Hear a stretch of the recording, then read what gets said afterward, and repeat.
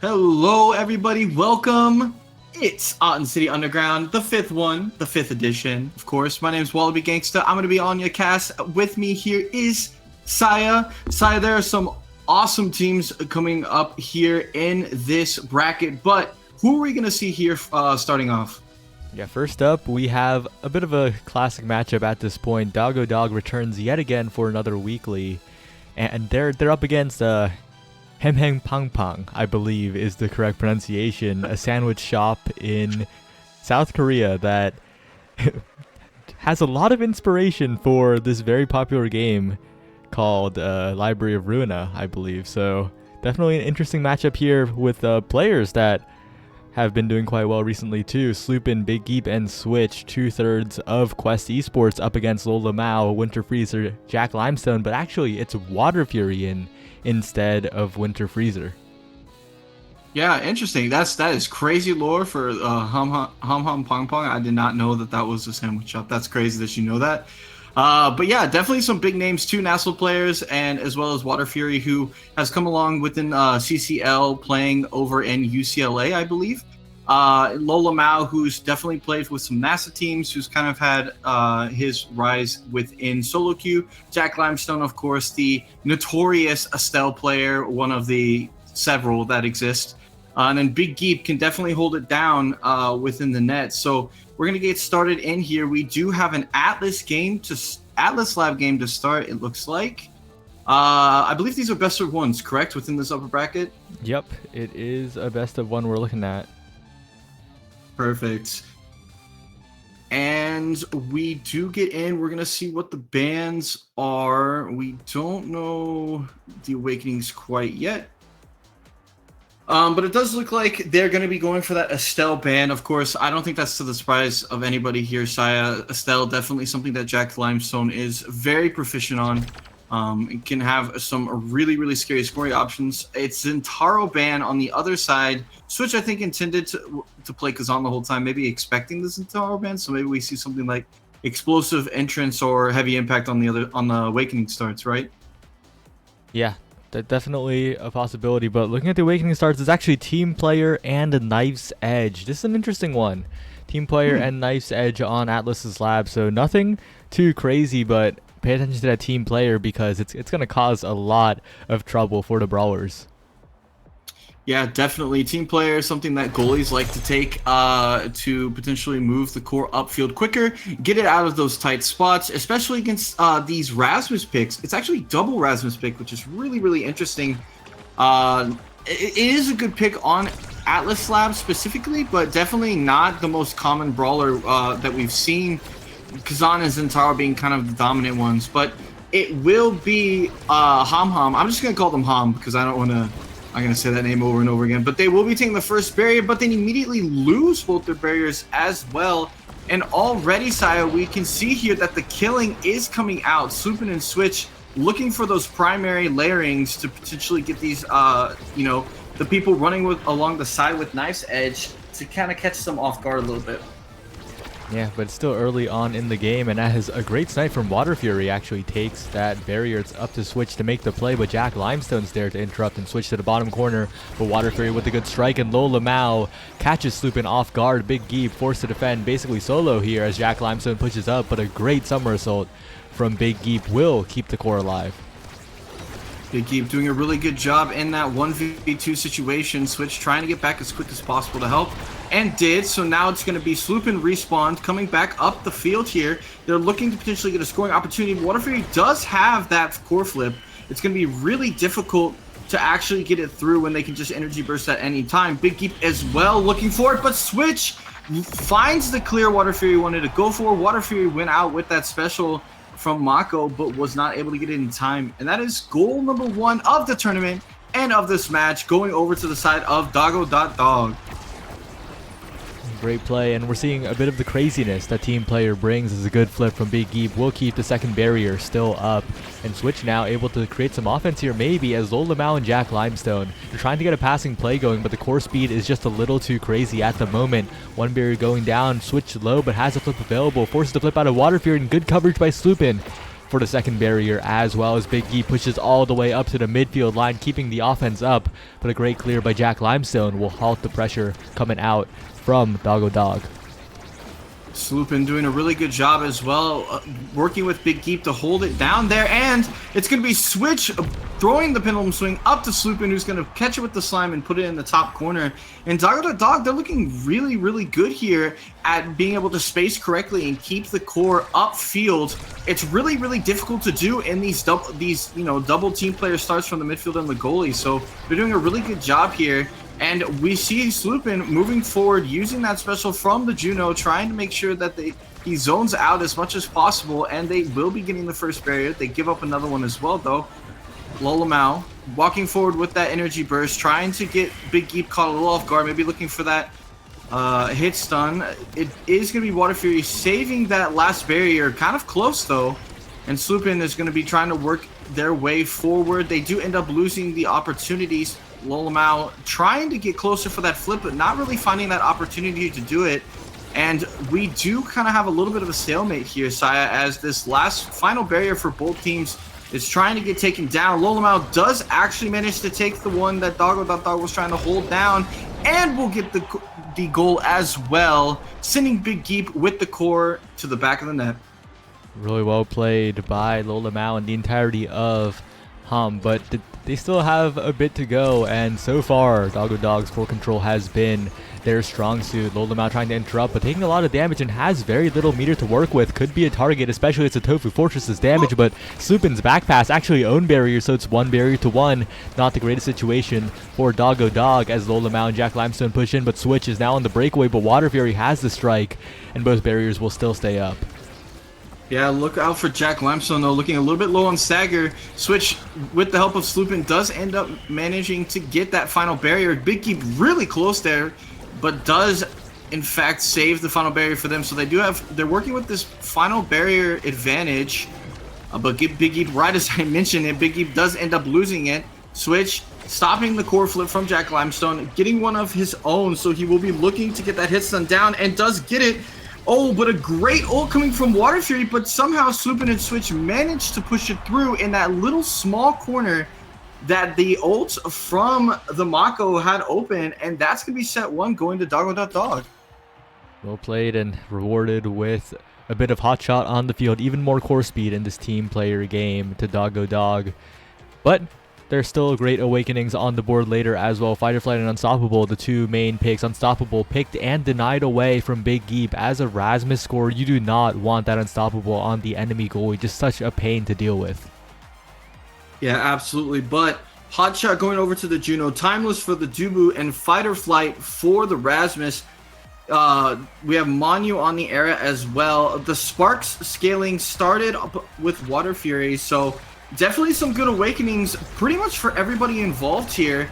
I do feel like, though, that Hum is going to be finding themselves a little bit weaker at coming out of this awakening draft, but Lolamau doesn't really seem to care as he manages to get both barriers to start the second set off for Hum. And it's going to be Doggo Dog trying to move up and trying to get that final barrier for themselves, but Water Fury is going to say no. Manages to keep it away. Lolamau using that hook to keep it up, and he will be going and putting the strike down at the bottom side. Big Geep not really able to keep up with it. Sloopin not able to get back in time. And Hum manages to get the first goal of the second set, which is a really, really good answer to losing that first set, Saya. Yeah, really, really well played there. And with Lolamau pushing forward yet again, that's 1 barrier taken in an instant, looking for the second. This Unstoppable actually doing quite a bit of work, making it hard for Big Geep to find the summer results onto Lolamau in time, and with the log as well, being able to tank through that, so important. But as I say that, the possession is back in the hands of Doggo Dog. Switch collapses, gets the second barrier, but a great ensnare drums will halt the offense, give Lolamau another chance to get the core forward as Jack Limestone pushing up as well, looking for something, and the team player shots are coming into play. Yeah, team player moving the core up quickly. We do see a open barrier situation for both teams here. Water Fury uses that core flip, trying to get it out quickly to set them up for a scoring opportunity. Lolamau can't get the vertical pendulum swing, so it will be moving into continuing upon the stalemate here. but it will be Switch finding the return goal for Doggo Dog with the pendulum swing of their own. Water Fury, no evade to potentially save that out. So it's going to be 1-1 here, set 2. And right now, both teams are doing a pretty good job of kind of finding those passes, finding those clears, and setting themselves up for some pretty quick scoring opportunities. These goals are not taking very long at all, Saya. It's yeah, going to be a little difficult here, but well, Water Fury is still keeping the core up, and of course the ensnare drums along with Lolama.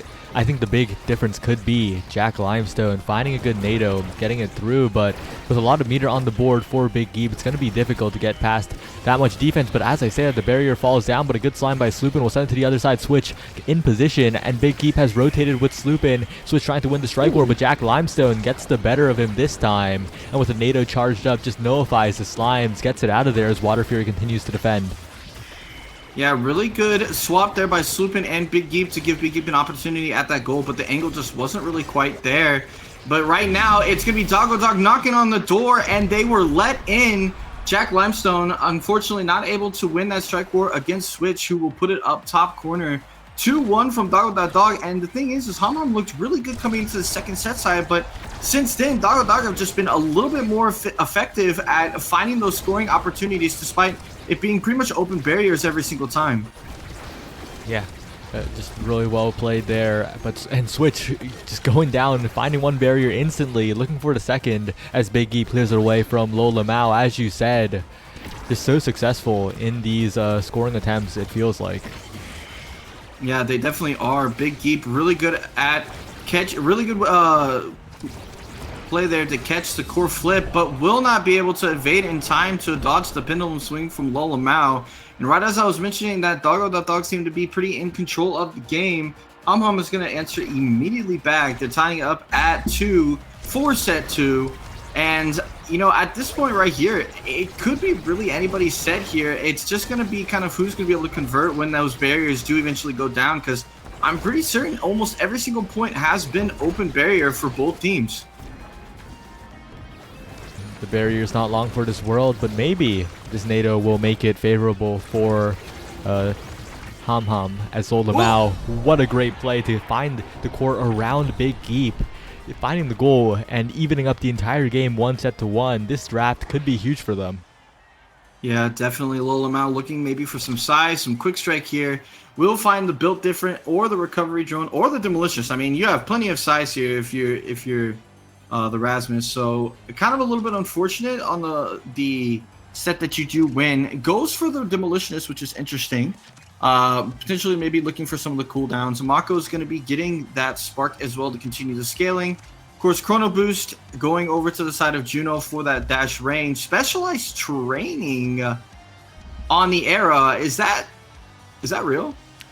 It's actually bad on the Era. It makes it so that people can elusive out of the nado. Even with Monumentalist, I'm pretty sure that's a strict negative, so it had to be a deny, but Switch got size anyway, so I don't think it even was a deny there. Yeah, I think Specialized wasn't even really the pick that Switch was kind of wanting. But hey, they're not gonna be complaining here. Potentially an opportunity to get out of the nado with the extra power that's coming along it. Big Geep somehow, wow, what a save from him, managing to pull that out and getting that bottom barrier still saved. We'll lose the top one for their troubles, but Water Fury just waiting a little bit too long. Allows Sloopin and Switch to kind of pincer down, and the slime plus the pendulum swing that were going to be coming down pretty unsavable at that point. So first goal going over to Doggo Dog. They are continuing upon their upon what looks like the dominant set 2 that they were going to have, but that they ended up dropping. So we'll see if they're able to close this one outside. Yeah, they're the ones on the offense most of the time, so Sloopin can find plays like that to take the barrier, and Switch can continue maintaining possession. That's a big thing, right? The brawler maintaining possession is something that really sets apart good brawlers from great brawlers, and Switch, of course, is keeping the core up over and over, right? Going for a barrier attempt, but if it doesn't work out, keeping it in Sloopin's hands, keeping it in his own hands, like, that's just super valuable for this Doggo Dog squad. Yeah, 100%. You can tell Sloopin is definitely ready for that sort of playstyle coming from Switch as well. Trying to kind of set themselves up in the pass lanes, always be ready for an option for Switch if they need it. And they, again, very, very slowly kind of pincer their way down, and they sort of, you know, suffocate Water Fury's clear angles and are able to kind of eventually just by way of by way of attrition work their way into getting the goal. That is a little bit dangerous to go up into that NATO like that, but Switch does manage to come forward and get a return barrier. So Sloopin with that core flip is going to be looking to potentially get this last barrier. Switch not able to really get an opportunity. Huh? That had to have been a mistake, right? Yeah. Well, you live and you learn, you move on, and that's actually a use for that specialized, right? The unformed NATO. That's a lot of damage poured on, but it doesn't matter. Switch doesn't need any stagger to make those plays. The redirect off of the primary, 2 sets to 1. Doggo Dog. I almost said Quest Esports because I thought that, like, he could have pulled that on Nassel. Looking like a Nassel player out here. It's crazy. Yeah, that was actually incredible. Like, was able to get the weak hit on the pendulum swing, and then just immediately redirected the core right after to the top right. I mean, it's just really hard to save at that point. Rapid fire though does go over to the side of Juno. Quick strike, of course, not a weak awakening at all. They'll probably be looking to double deny these sparks though. I would think so. Yeah. One deny comes in, but Spark of Agility led through, and prime time is the choice for Switch there. Interesting to leave one up, as Water Fury now has 3 sparks, one of which is agility. The additional cooldown as well going to be huge, but most importantly, that additional speed is going to be so nice for Water Fury on the defense. But yeah, especially. Go ahead. I'm sorry. I was about to pass it off, then 2 barriers immediately went down, and once again, it's Doggo Dog pushing up. Big Geep is playing so confidently at the midfield line. Yeah, Big Geep definitely pushing up, having some of that offensive presence as the Dubu. Dubu, of course, known for going skating a little bit every once in a while. Switch, though, definitely looking a little bit low on their stagger bar. They're going to be really careful here. You know, we criticized the specialized training pick, but the damage that's been coming out of these NATOs is pretty massive for making it a lot more difficult for Switch and Sloopin to kind of get that space in the forward position that they've been getting. Oh, but slight miscommunication. 2 flips burned from Hom, and now with no meter on the board, it's going to be difficult for them to defend if a good angle is found. Switch intercepts with the pendulum swing, and that's the first goal. 2 remaining to close out this game. Yeah, tough for Water Fury. No evade there. Switch just finding that correct timing off of Sloopin's corner touch and able to put down the first goal. Right now, Doggo Dog has just been suffocating. They just cannot get core control on the side of Hom to be, you know, to kind of answer these plays coming out. But we do see Big Geep losing their core flips, so that's going to be kind of tough for them. Water Fury, unfortunately, loses that second barrier, but Lolamau's going to find that KO down onto Switch. They're going to try to be looking to use his core flip, but Big Geep with a great strike gets it out. Sloopin forced to use the core flip of their own, but finds that bottom corner. Water Fury not ready for this. And it's 2-0. Doggo Dog are looking to close out this first game of their tournament. What a shot by Sloopin. Just short is Water Fury, and yeah, they are in position to win it with Lolamau missing that strike. That could be a fatal mistake, as now Switch's possession. 1 barrier taken, looking for the second, as Sloopin covers with the slimes as well. Big Geep with the perfect clears, not even letting Lolamau get a hint of the core. 1 barrier taken now, Lolamau pushing in, but once again Switch takes possession, and it's just so difficult for Hom when Switch is covering all the space like that. Water Fury goes up to cover, but the pendulum swing was a fake. Yeah, Water Fury had no evade, couldn't really answer the pendulum swing coming out from Switch, and it's going to be Doggo Dog in pretty convincing fashion taking the first game of their tournament, and we're going to be seeing Hom Pong going down to the loser side of the bracket. Definitely really impressive, I think, from Switch and Sloopin from their forward, play, able to kind of work off of each other, but Big Geep, an incredible amount of hero saves coming out from them, really good offensive pressure as well, and despite a very valiant effort from Lolamau, Jack Limestone, and Water Fury, just really wasn't able to match the core control that Doggo Dog had that game. Yeah, a really decisive performance by Doggo Dog, showing why, I don't know, it's 2/3 of Quest. Sloopin, flex player, looking quite good here as well. Unfortunately, their next round match is against their good friends in Bun Bun Bonanza, but, you know, anything's possible in these weeklies. Doggo Dog, Hey, you got this. good luck to them against a Nassau winner side finalist. Of course, that's going to be coming up tomorrow, but sure we'll talk about that later. But we are going to be finding the next match coming up here. Not entirely sure who we're probably. I think we're actually going to be looking at. Is it a winners quarters finals matchup next that we're It gonna be looks like streaming? we're gonna be grabbing another winners round too as these matches are progressing. Probably Dracula Flow 3 versus the Moyai emoji. Gotcha. Okay, so we will be back when we do end up getting into that game. So don't go anywhere. We will be looking for another winners round 2 as soon as we get back.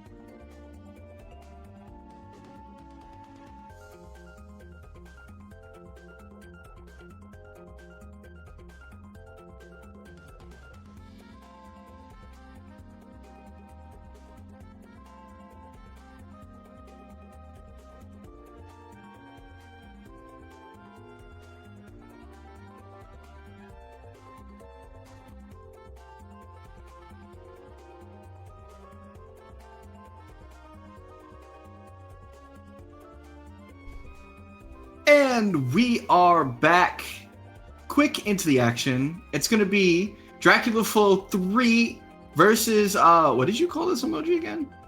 The Moai? I don't know.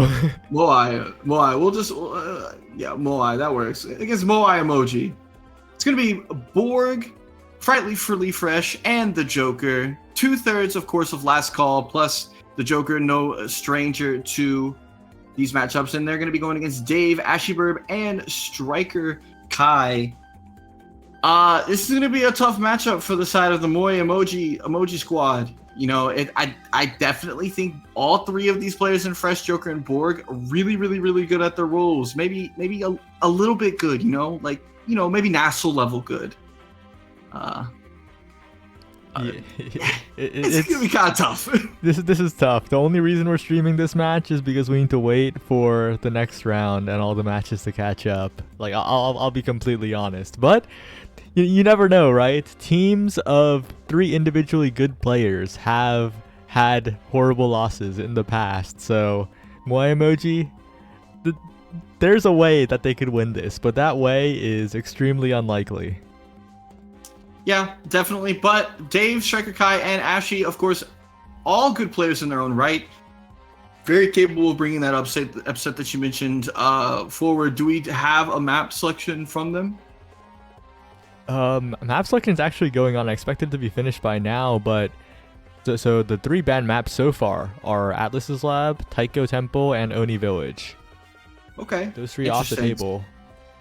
Interesting. I do know that, of course, Borg, pretty well-known Kazan player, maybe looking for something like the night market, looking for an opportunity to potentially bring some of that KOing forward. Joker, really, really good as a striking midfielder on the, you know, Octavias, the Estelles, those kind of things that they can bring forward. So really scary options pretty much across the board. Fresh, of course, no stranger to the melee goalies. Wouldn't probably be that upset with an opportunity to play one at any point. I don't think Dave, Striker Kai, or Ashy are in the lobby either, but Striker Kai, of course, as the name suggests, really, really, really solid on that Kai pick. Potentially, maybe one of the bans that they might be looking at. Do you think you would probably ban the Kai if you were on the side of Dracula Flow? Yeah, I believe you would, but unfortunately, the picks are a little awkward for that, right? I think Moai emoji accounted for that very well in their map pick ban, since Night Market is the pick here. Okay. Ricard doesn't completely suck on this map, right? And I think that the main way that teams with Striker Kai have looked the worst is when they get brought to an open map and the Kai is banned, so Striker Kai plays his secondary, but that's Ricard, which is pretty limited on an open map. So I think it's that sort of angle where we will probably see the Striker Kai Drakkar, and if so, I think it'll look pretty decent. It's Night Market. Yeah, Night Market definitely really, really solid map for that Drakkar. Dave as well, known for the Finny play. Very, very, very confident on the Finny goalie, but also very capable on things like Amy as well. So definitely interesting to see where the bans come out from Dracula Flow. Of course, Moai emoji, a little bit kind of tougher for the bans. I think that Borg, Joker, and Fresh are very, very capable of playing anything really across the board. So we'll see what they end up bringing forward. Do you have the starting awakenings? 1-2 punch and stagger swagger. This is a really interesting one, especially with Joker picking up that stagger swagger, and unless they decide to have a little bit of fun with the 1-2 punch, but most likely the stagger swagger on Octavia are going to be pretty devastating. Yeah, that's going to be really tough. They do go for the Octavia ban though, so that's probably going to be, I think that's a very good decision, getting rid of that potential, you know, scaling striker out with stagger striker on the board. It's going to be the Zentara pick on the side of Moai emoji. Dracula Flow, Fresh going with that Asher goalie. Was not kidding when I said he likes those melee goalie options. So it's going to be Rasmus being picked, and Borg maybe going for this Kazan. 1-2, of course, very scary. Rasmus is a really interesting pick, though, on the side of Joker. I'm really curious to see what their strategy is here. Very, very interesting, as it's a lot of damage though, and That could tilt the scales. That is one of the ways that you can win games, by just bypassing a lot of stuff and trying to damage. But as I look at the Awakening picks, it is 6 Stagger Swagger, so I'm not quite sure the Centauro and the Finny will do enough damage here. Yeah, definitely. It's, Finny can really stack a lot of damage down. Kai as well, kind of a little bit of a sneaky damage dealer, and then Centauro, nobody's surprised when they can put damage down. But, it's going to be really tough with this triple Stagger Swagger, as we see currently. It's going to be a 1-to-1 barrier situation. Borg looking to put some damage down onto Ashy on that Centauro, and she is looking very, very, very dangerous right now. Staggered already, but that Stagger Swagger, of course, going to bring it right back up, and Ashy re-enters the play full stagger, and that's kind of why some of this damage is not really super relevant, I think, for either team here, Saya. Yeah, and you always have to remember the additional flat speed from Stagger Swagger really coming into play there for Borg, as he sends the core downward with the strike reset, taking the barrier as meter available for Joker as well. Fresh saving the barrier with all of the Asher tools. That was like 3 hits in the span of 1 strike cooldown. Yeah, that's balanced. We like that. Anyways, all jokes aside though, Borg, really good strike war on the card, but not able to find the corner quite up far enough. This is going to be a really dangerous situation for Dave. Striker Kai does help, and the Sony Salute coming out. Dave, very aware of how much Striker Kai did help them out in that situation. It's going to be Dracula Flow, though. They're looking for that, slight misplay, that opportunity to get in and close up. X definitely kind of struggles getting closer up with the core, and it's definitely not going to help with the bell ringers going backwards either, but it is just kind of a little bit of a slow burn here. Oh my goodness, that was actually a fantastic pass there from Asher as well over to Striker Kai, trying to go around the Asher goalie instead of through her. As it can definitely be really tough to get through pretty much the queen of anti-stuff goalie, and it will be Borg finally in overtime finding the first goal of the match for Dracula Flow. But right now, Moya Emoji is actually doing a pretty good job of holding their own. Doing quite well. Yeah, that last point went so long. I did not expect that. They put a lot of pressure on Fresh over and over, and they're starting very quickly here too. Borg and Joker kind of forced on the defense a lot of the time. Borg kind of lonely in the forward position, but sometimes all it takes is 1 strike shot from the other side of the field. Fresh finds the snipe, 1 barrier goes down, and Fresh has a lot of meter available. Yeah, that core flip really difficult to get through, and Borg finds, looks like the bell ringer into the KO. Didn't even really need the Maximus. Pops it anyways, and Borg with the Stagger Swagger looked a little bit dicey, but of course all back at brand new. And this could be the second barrier going down on the side of Moya Emoji. They end up finding the option.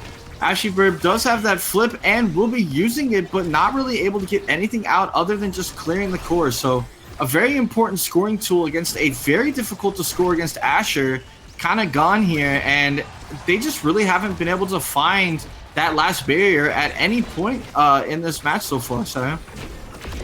Oh, and another KO comes through for Borg. The flip used, and Dave in a tough spot. 2 Nassau forwards bearing down. It's so hard to find an angle through. 2-0 in the favor of Dracula Flow 3. Yep, Joker hitting them with the yawn. Looking for maybe a little bit more from Moya Emoji, but really they have been playing pretty well so far. Striker Kai needing to find a way to stay alive. We were mentioning how the damage didn't really seem super relevant, but yet Striker Kai has somehow managed to go down twice and looking to potentially go down a 3rd time here. They have to be really, really careful in this situation. They do heal back up from the Stagger Swagger. Borg picking up the goalie orb on the other side, getting back up to full themselves, and it is going to be Moya Emoji knocking on the door, but Borg is able to get it through. Dave forced to use that core flip, and it is just going back and forth right now. 1 barrier to the side of each. And man, it is so difficult for that Centauro to get it through the Asher, but does manage to find an option. But Borg taking down the pressure, well, kind of taking down the pressure by KOing Striker Kai, but Ashley Burbs managing to keep it up on the offensive side themselves. The card coming in, keeping it forward, and it really kind of was like Striker Kai never left. Ashley Burb and Dave did a really good job of answering that KO there, so. Yeah, in a game like this, the player that I thought would be performing by far the best was Striker Kai, but the damage pressure is coming through, and it's actually Ashyburb who is stepping up the most, I feel like. These scoring attempts are really fooling Fresh a lot of the time, and that's impressive to do that against someone who is so good at this pick, just so good at defensive pressure in the first place. Yeah, definitely true. Ashyburb and Striker Kai, though, they will need to find a way through, and, you know, one way to get it through is Giga Blasting the Asher goalie to the back of the net. Ashyburb waits for the Joker strike and then goes right up above him. And that's going to be 1-2, their first goal on the board for Mao Emoji. And honestly, an extremely well-played one from them there. Absolutely doing very well here in this match so far. Let's see if they're going to be able to find another goal in this first set, as they do find the first barrier and the second barrier before there's any offensive pressure. But Borg and Joker holding both of these flips here. It is very dangerous if you're on the side of Mao Emoji. Dave is not wanting to see this core go back to them, but Striker Kai gets through with the sneaky strike. Fresh not ready for it. The strike shot barely misses. And this is where I would normally say, you know, old man reaction time, except the fact that he's significantly better than I am at goalie and ever will be. So, yeah, you know, I can't talk too much. But it's going to be 2-2 now. Mao Emoji managed to find the tying goal here in this first set.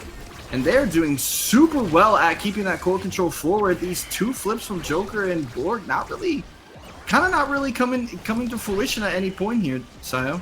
Yeah, and with Dave using the big finish to great effect to keep the possession up, and Ashyburb actually stunning Fresh just in time to get that second barrier.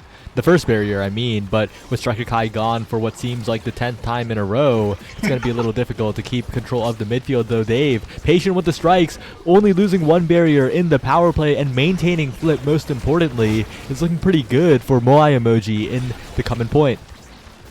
Yeah, definitely. Dave, really good goalie work on the side, or in that power play that Dracula Flow had. They're going to be looking to get through this Asher goalie. Dave is forced to use that core flip, and like you mentioned, very important that they had it for that play there. I do think that barrier would have pretty much guaranteed gone down if they did not have it, so really well played there. Ashyburb gets a crazy good angle on that bottom side of the second barrier. Dave managing to score it with the help of save it with the help of Striker Kai. They do end up losing it, but Ashyburb looking to make a play here and gets it off the special down into the bottom corner. That was incredible. Moai Emoji with the first set in this matchup against Dracula Flow 3. What is this? Seed 15 versus Seed 2. And Striker Kai, first pick, will probably be taking that Fight or Flight or the Unstoppable Fight or Flight for the additional speed here. But that means team player goes down to Fresh, and that means Fresh is going to have a much easier time getting past the offensive Ashyburb. Yeah, definitely. It's going to be really difficult to deal with the speed, but Explosive down onto the X is going to be denying it from the Zentaro and also putting forward a ton of damage. It's very scary.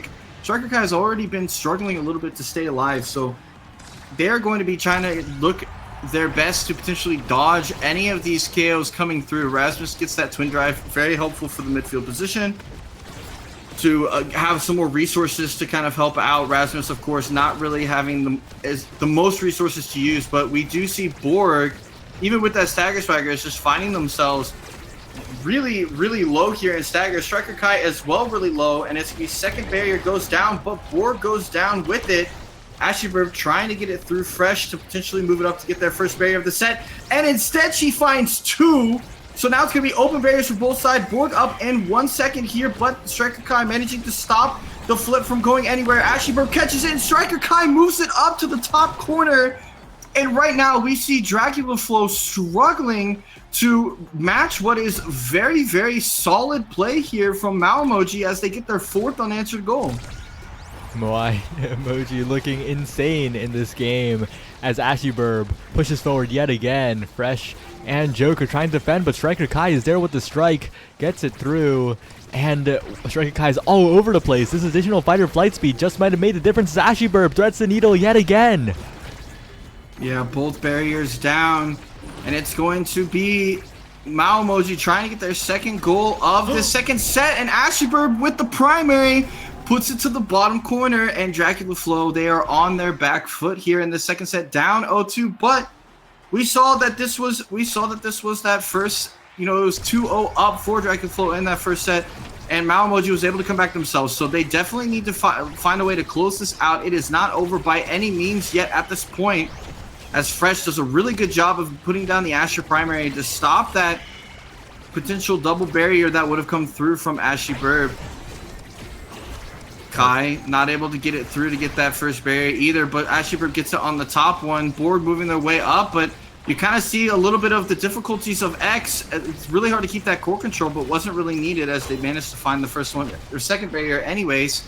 And now it is one barrier advantage here for Dracula Flow, and again, Fresh able to save that and keep his flip here as well. So this is looking really difficult for Malamoji here in this third point.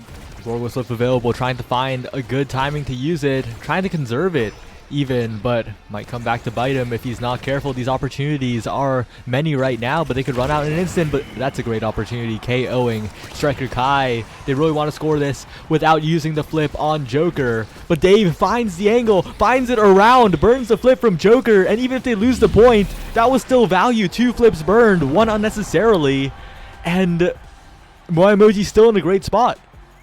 Yeah, they are. The Striker Kai respawns here.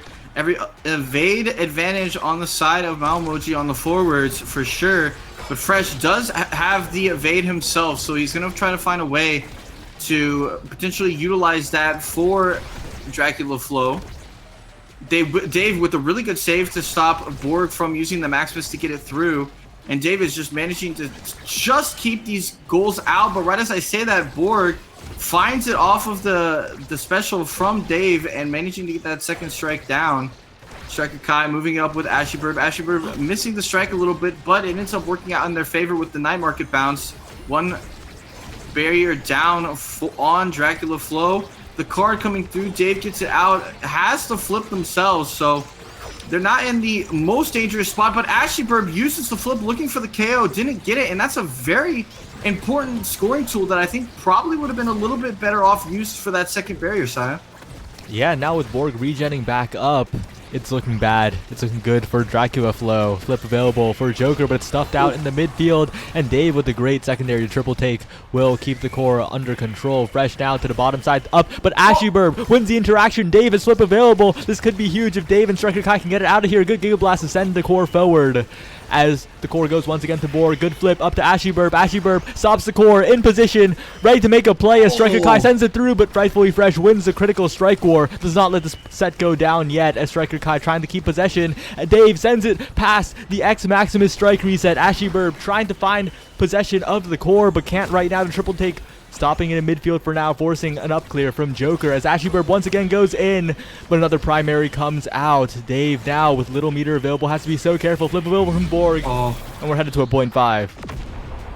Yeah, I mean, that is super tough there if you're Dave. Borg gets a really good flip in the middle of the net, and there's just really nothing you can do on the side of Dave with pretty much no resources, using them all to keep that offensive pressure.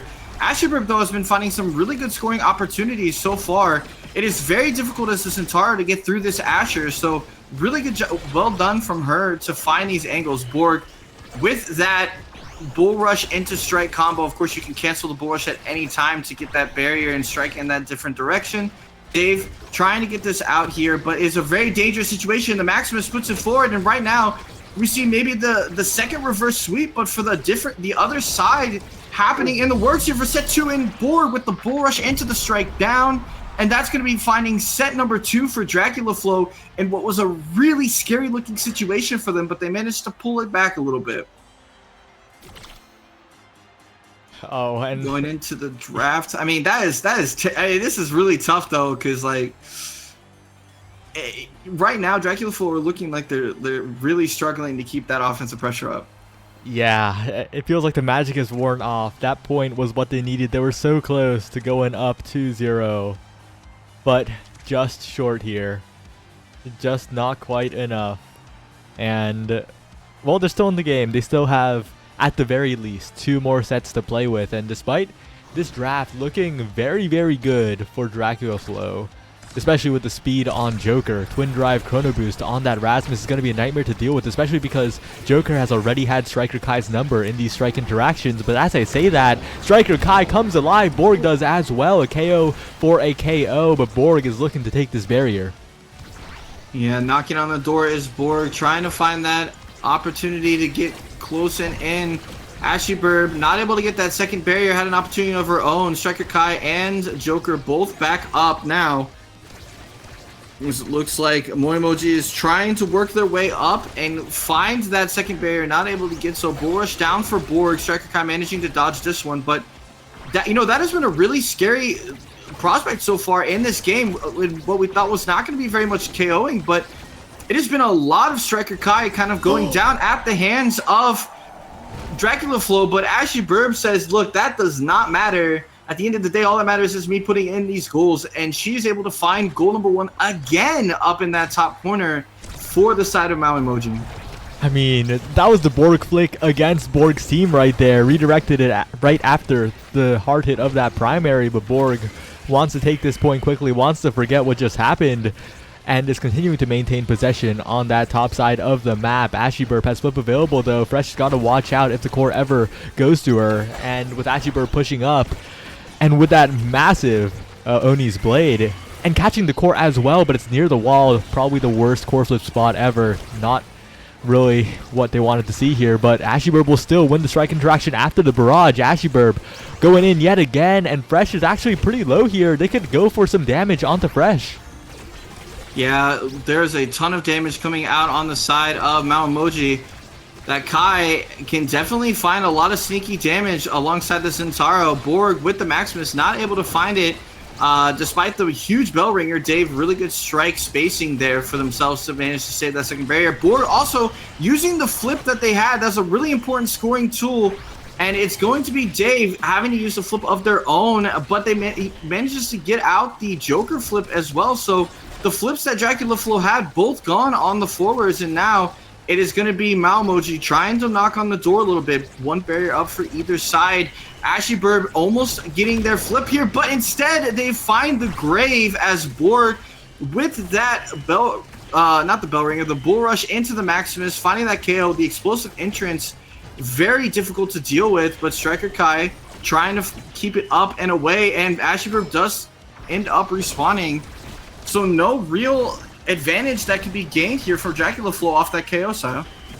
Yeah, Moai Emoji still stay pretty stable here. Striker Kai with the flip available, and Dave with the last second strike to keep that barrier up. But with that flip burned, with Striker Kai no longer having that resource, it's going to be much easier for Fresh to defend. Flip available here, gets it past Ashy Burb, as Dave is now under a lot of pressure from Borg and Joker, and Borg finds the core to the barrier, but Striker Kai wins a crazy strike war against Fresh, and that could be the difference maker. But Borg in front of the net, and just shoots it right up right after the triple take. Perfect timing, no one expected that one.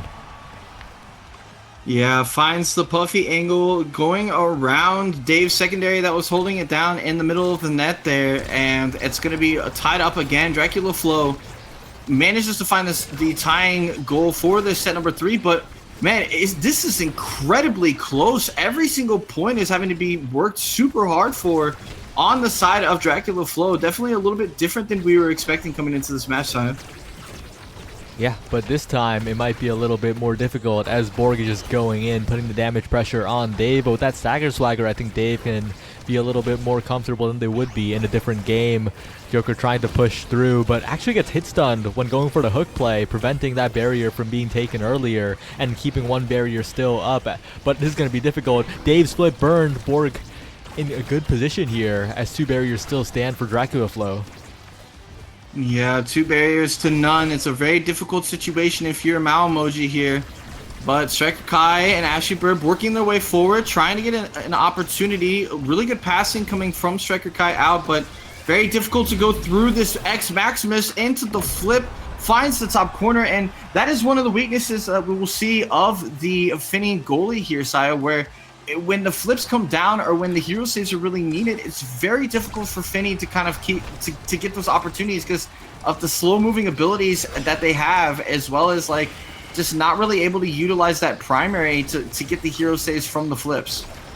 Yeah, it's such a tough spot to be in. But if the offense can come through, that could be the difference maker as Ashiburb tries to cover the flip, but Fresh knows the timing has played against plenty of Zentaros in his many years so far. But Ashiburb to the top side, Striker Kai to Ashiburb, 2 barriers gone. We could be going to another 0.5 here in this set as Ashiburb patiently dribbles up as Striker Kai goes to try and intercept, and Dave gets to the other side of Borg. If Dave can get it through one more time, if Dave can keep this barrier up, that could be huge here, but it's going to be so hard. The triple take goes out. Striker Kai tries to find a strike, and Borg has flip available, but wanders too close to the wall, gets taken out. A huge opportunity for Moai Emoji. The bounces come through, but Fresh still has to save. Striker Kai with the barrage through. Ashiburb trying to find that secondary in, but not quite. The rush isn't enough as Joker keeps control of the core and makes it so difficult for Dave. It goes right to Borg, who takes the barrier, and now it's looking so difficult, but Dave finds a very patient strike. Ashiburb needs to find a way through. Striker Kai flips it away. Joker, no time to flip, and we're headed to another 0.5. Wow, what a play there from Striker Kai, managing to come up in the midfield, catching it with that core flip, putting it down at the bottom side, and Dave with a crazy save as well to get out of the really dangerous situation. But Borg is going to be finding that KO to start this point off against Ashiburb, who hasn't really been getting KO'd at all this game, but Striker Kai doing their very best to find both barriers themselves, deciding that they're the scorer now. Trying to finagle their way through that Asher goalie, not able to get the second barrier though. Fresh trying to stabilize a little bit here, but Striker Kai and Ashiburb doing a really good job of choking out those clear options. Dave using that core flip, trying to get away out and get them back onto offense, which they do manage to do so.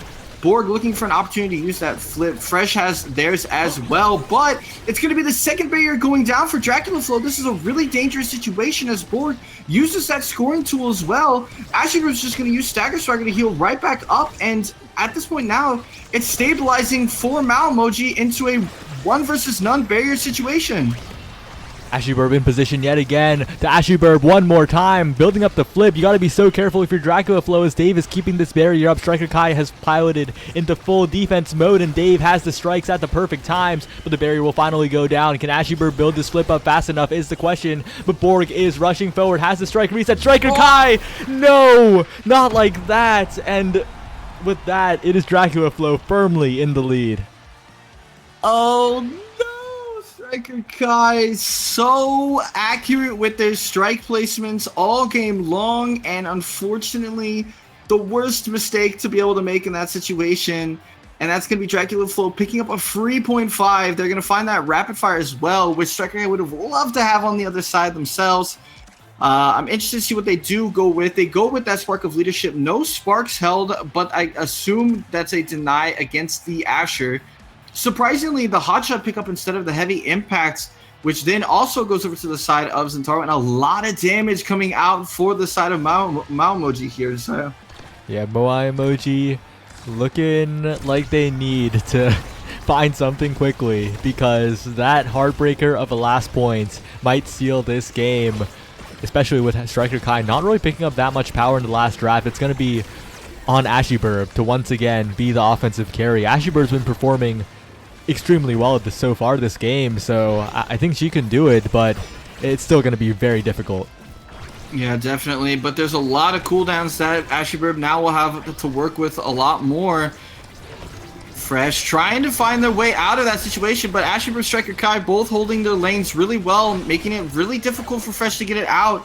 Ashiburb putting down an incredible amount of damage onto Borg, but Borg manages to find their way in front of the second barrier anyways, and it will eventually go down from the X Maximus strikes. Great timing there from Borg and good positioning with that size, finding it very difficult to clear it out as Dave. But Striker Kai, Ashiburb working on this no barrier situation that Dracula Flow is in, trying to find their way through. Striker Kai and Ashiburb both have their flips. Ashiburb looking to find that pass to Striker Kai, can't find it, but Dave will help. And unfortunately for them, off the top corner there makes it really difficult to follow anything up. And it's going to be Ashiburb and Striker Kai both losing their flips. Now only Dave with the flip of their own to hold it down. But Striker Kai and Ashiburb aren't done yet. They're looking for any opportunity they can get. Borg gets the flip down. No real threat there as well. And it's going to be in this no barrier situation. Striker Kai and Ashiburb trying their best to hold their lanes. But that Asher goalie, really difficult to go through, and they managed to get it out without using the flip. Very importantly, Dave still holding on to this. The Giga comes down, not able to find it. Asher goes for the top corner, but just barely misses it. And right now, it is just a stalemate. Dave does have to end up using that flip. It misses the corner clear, but gets it out anyways. And Borg, bull rush into the strike. We've seen that one several times from him, and we see it again. And this is the first goal number 1 for the set Dracula's gotten since the first set in this match here, Sayo. Well, it definitely seems, though, that Moai Emoji's still in this, right? Even though they lost that point, they were holding for what seemed like forever, but that big finish might be what seals the deal for them, because that's a double barrier so early, so hard to deal with, especially with this Finny goalie. You need those barriers to try and put on more offense. But Ashuburb, one barrier taken. If they can get the second here, they have a chance. Striker Kai, Giga Blast, but it goes a little bit wide. But if Ashuburb can create magic here, but Fresh always has a strike available, it feels like. Yeah, Fresh definitely utilizing the Asher shields and abilities to a really good effect here, making it really difficult from Moai Emoji to get through. Asher, though, really patient with these strikes, is making it really difficult for Joker to get it out here. And Striker Kai just holding it down behind her, trying to make sure that they can keep the core up as much as possible. Striker Kai working their way up the field, dodges the pendulum swing from Joker, managing to win all these strike wars so far, as Ashyburb is going to have to find their way up into the scoring position. Borg forced to use the flip, though, from Ashyburb, but Joker moving forward with flip of his own and ends up using it. So now we have a no flip situation. Actually, Dave with their flip on the defensive side, and Fresh trying to find that up clear ends up actually losing the barrier instead. Ashyburb with the flip of their own. Oh my goodness, Joker with an incredible save into the bell ringer from Borg, and that's 2-0. And what a play there by Joker on the backside to manage to save that core flip.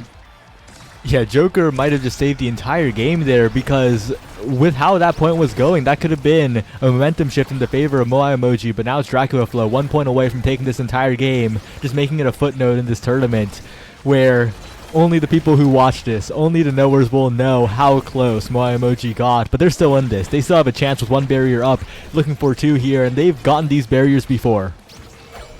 Yep, Striker Kai managing to heal back up with that stagger swagger. Borg and Joker both looking pretty low here. The flip forced to come out for Fresh, but this is a really dangerous situation with the bull rush coming through. Manages to get it out, though. Dave trying their best to get these cross clears going through. That is their big advantage here. Rasmus definitely struggles to catch those cross clears as a midfielder, so they're going to be looking for that. But Borg, 1v3 again. Had the flip for good measure just in case it was needed, and will put this game away. A 3-0 final 4th set to cap off what was an incredibly close match across the board for both these teams, but it will be Dracula Flow 3 in the end, taking the victory. Still an impressively close game, and I was sleeping on Ashyburb. I had to turn in one of those apology forms because I was like, no, there's no way she's performing, but then she did. Oh my, what a game. Yeah, really incredible performance out of Ashyburb. Great patience on those strikes, finding those score angles. Striker Kai doing a really good job as well in the midfield, helping out. And of course, Dave holding it down, but they were not able to hold off the absolute storm that is frightfully Fresh, the Joker, and Borg.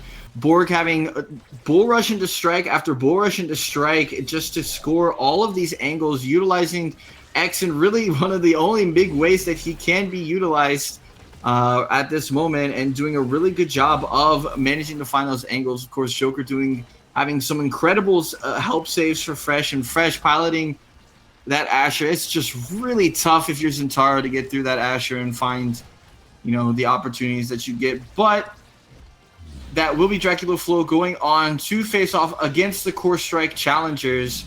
And our next stream match, I believe, is going to be Final Destination versus the winner of the Bo Zizzle Bunch and Butt Dial. So we're going to wait for the end of that Winners Round 2 match, and we will be streaming the Winners Quarters coming up here next. So don't go anywhere. We will not be long.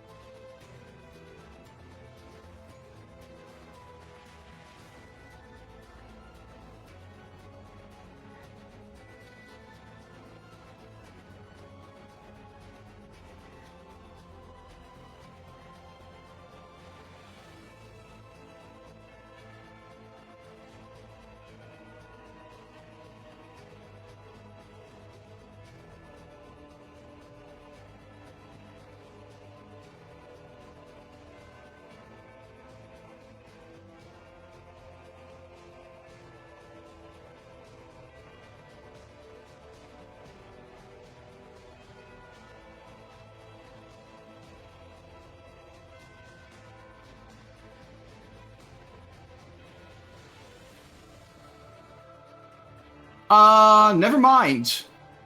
We're not going to be looking at the Final Destination versus Bo Zizzle bunch. We do have a little bit of a sleeping issue. Instead, we're going to look at Dracula Flow 3 again versus the Core Strike Challengers. Of course, fresh Borg, and it's actually going to be Katsuna subbing in for Joker on the side of Dracula Flow, so a little bit of a different look to the team this time.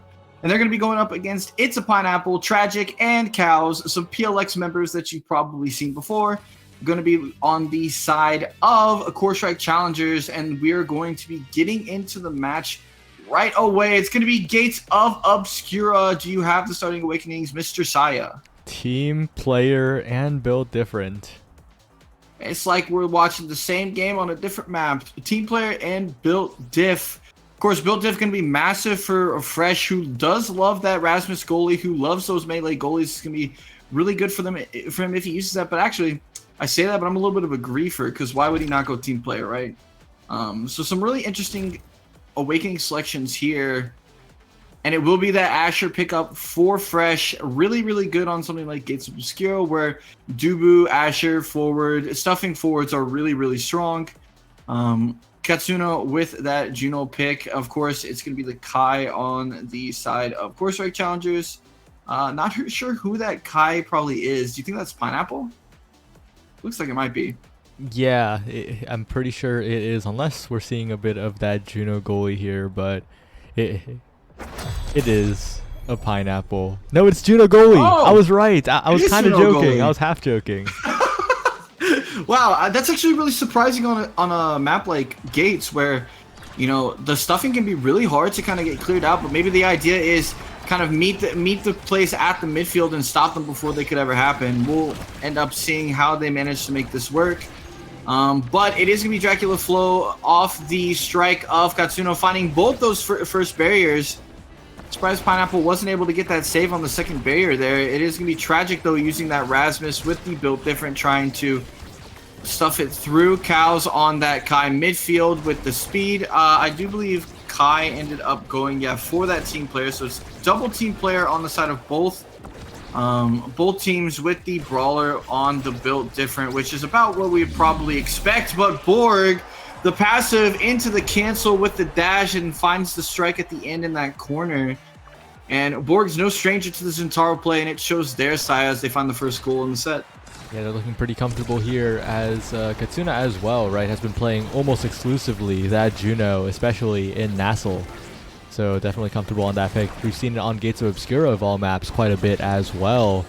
And like you said, with Fresh on that Asher, that last barrier is going to be staying up for a while. But as I say that, Cows finds the perfect angle around the primary, around the slime as well. And Borg and Katsuna are going to have to do a lot of overtime to try and make this point back into their favor.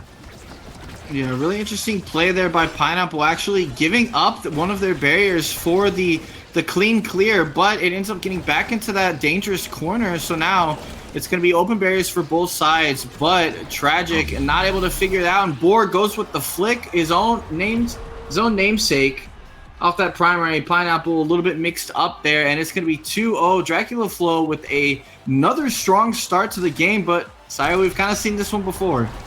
Yeah.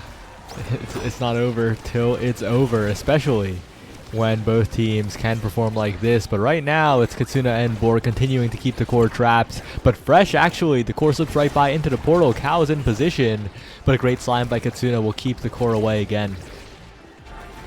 Yeah, they're struggling to find that second barrier, like you mentioned, would probably be a difficulty. Borg, really good cancel of the movement of the core with that primary. Not able to find the goal, though. They are staggered, and going down to that Rasmus hook, a very dangerous kill confirm that Rasmus has. Really difficult to get away when you're staggered, and Tragic will be moving forward with the core flip. I think Fresh may have had a goal there that was missed, but it's still going to be pretty good control here of the core for Dracula Flow, and I think that was a little bit of a miss too on that second barrier. Tragic may have had an opportunity. Instead, Borg's going to be up there with the primary. Pineapple, though, with the really good Juno jump, but it's going to be stuck in the corner. Pineapple goes down, gets the save, but not enough. Katsuna finds that core stall into the primary, and that's 3-0. Dracula Flow 3 looking dominant to start this match here, so. Really efficient goal at the end by Katsuna as well, and that means they are first pick here. A lot of interesting choices available. We're probably going to see something like that quick strike. The midfield core control going to start becoming a little overwhelming here as heavy impact available for the Centauro and given over. Ooh.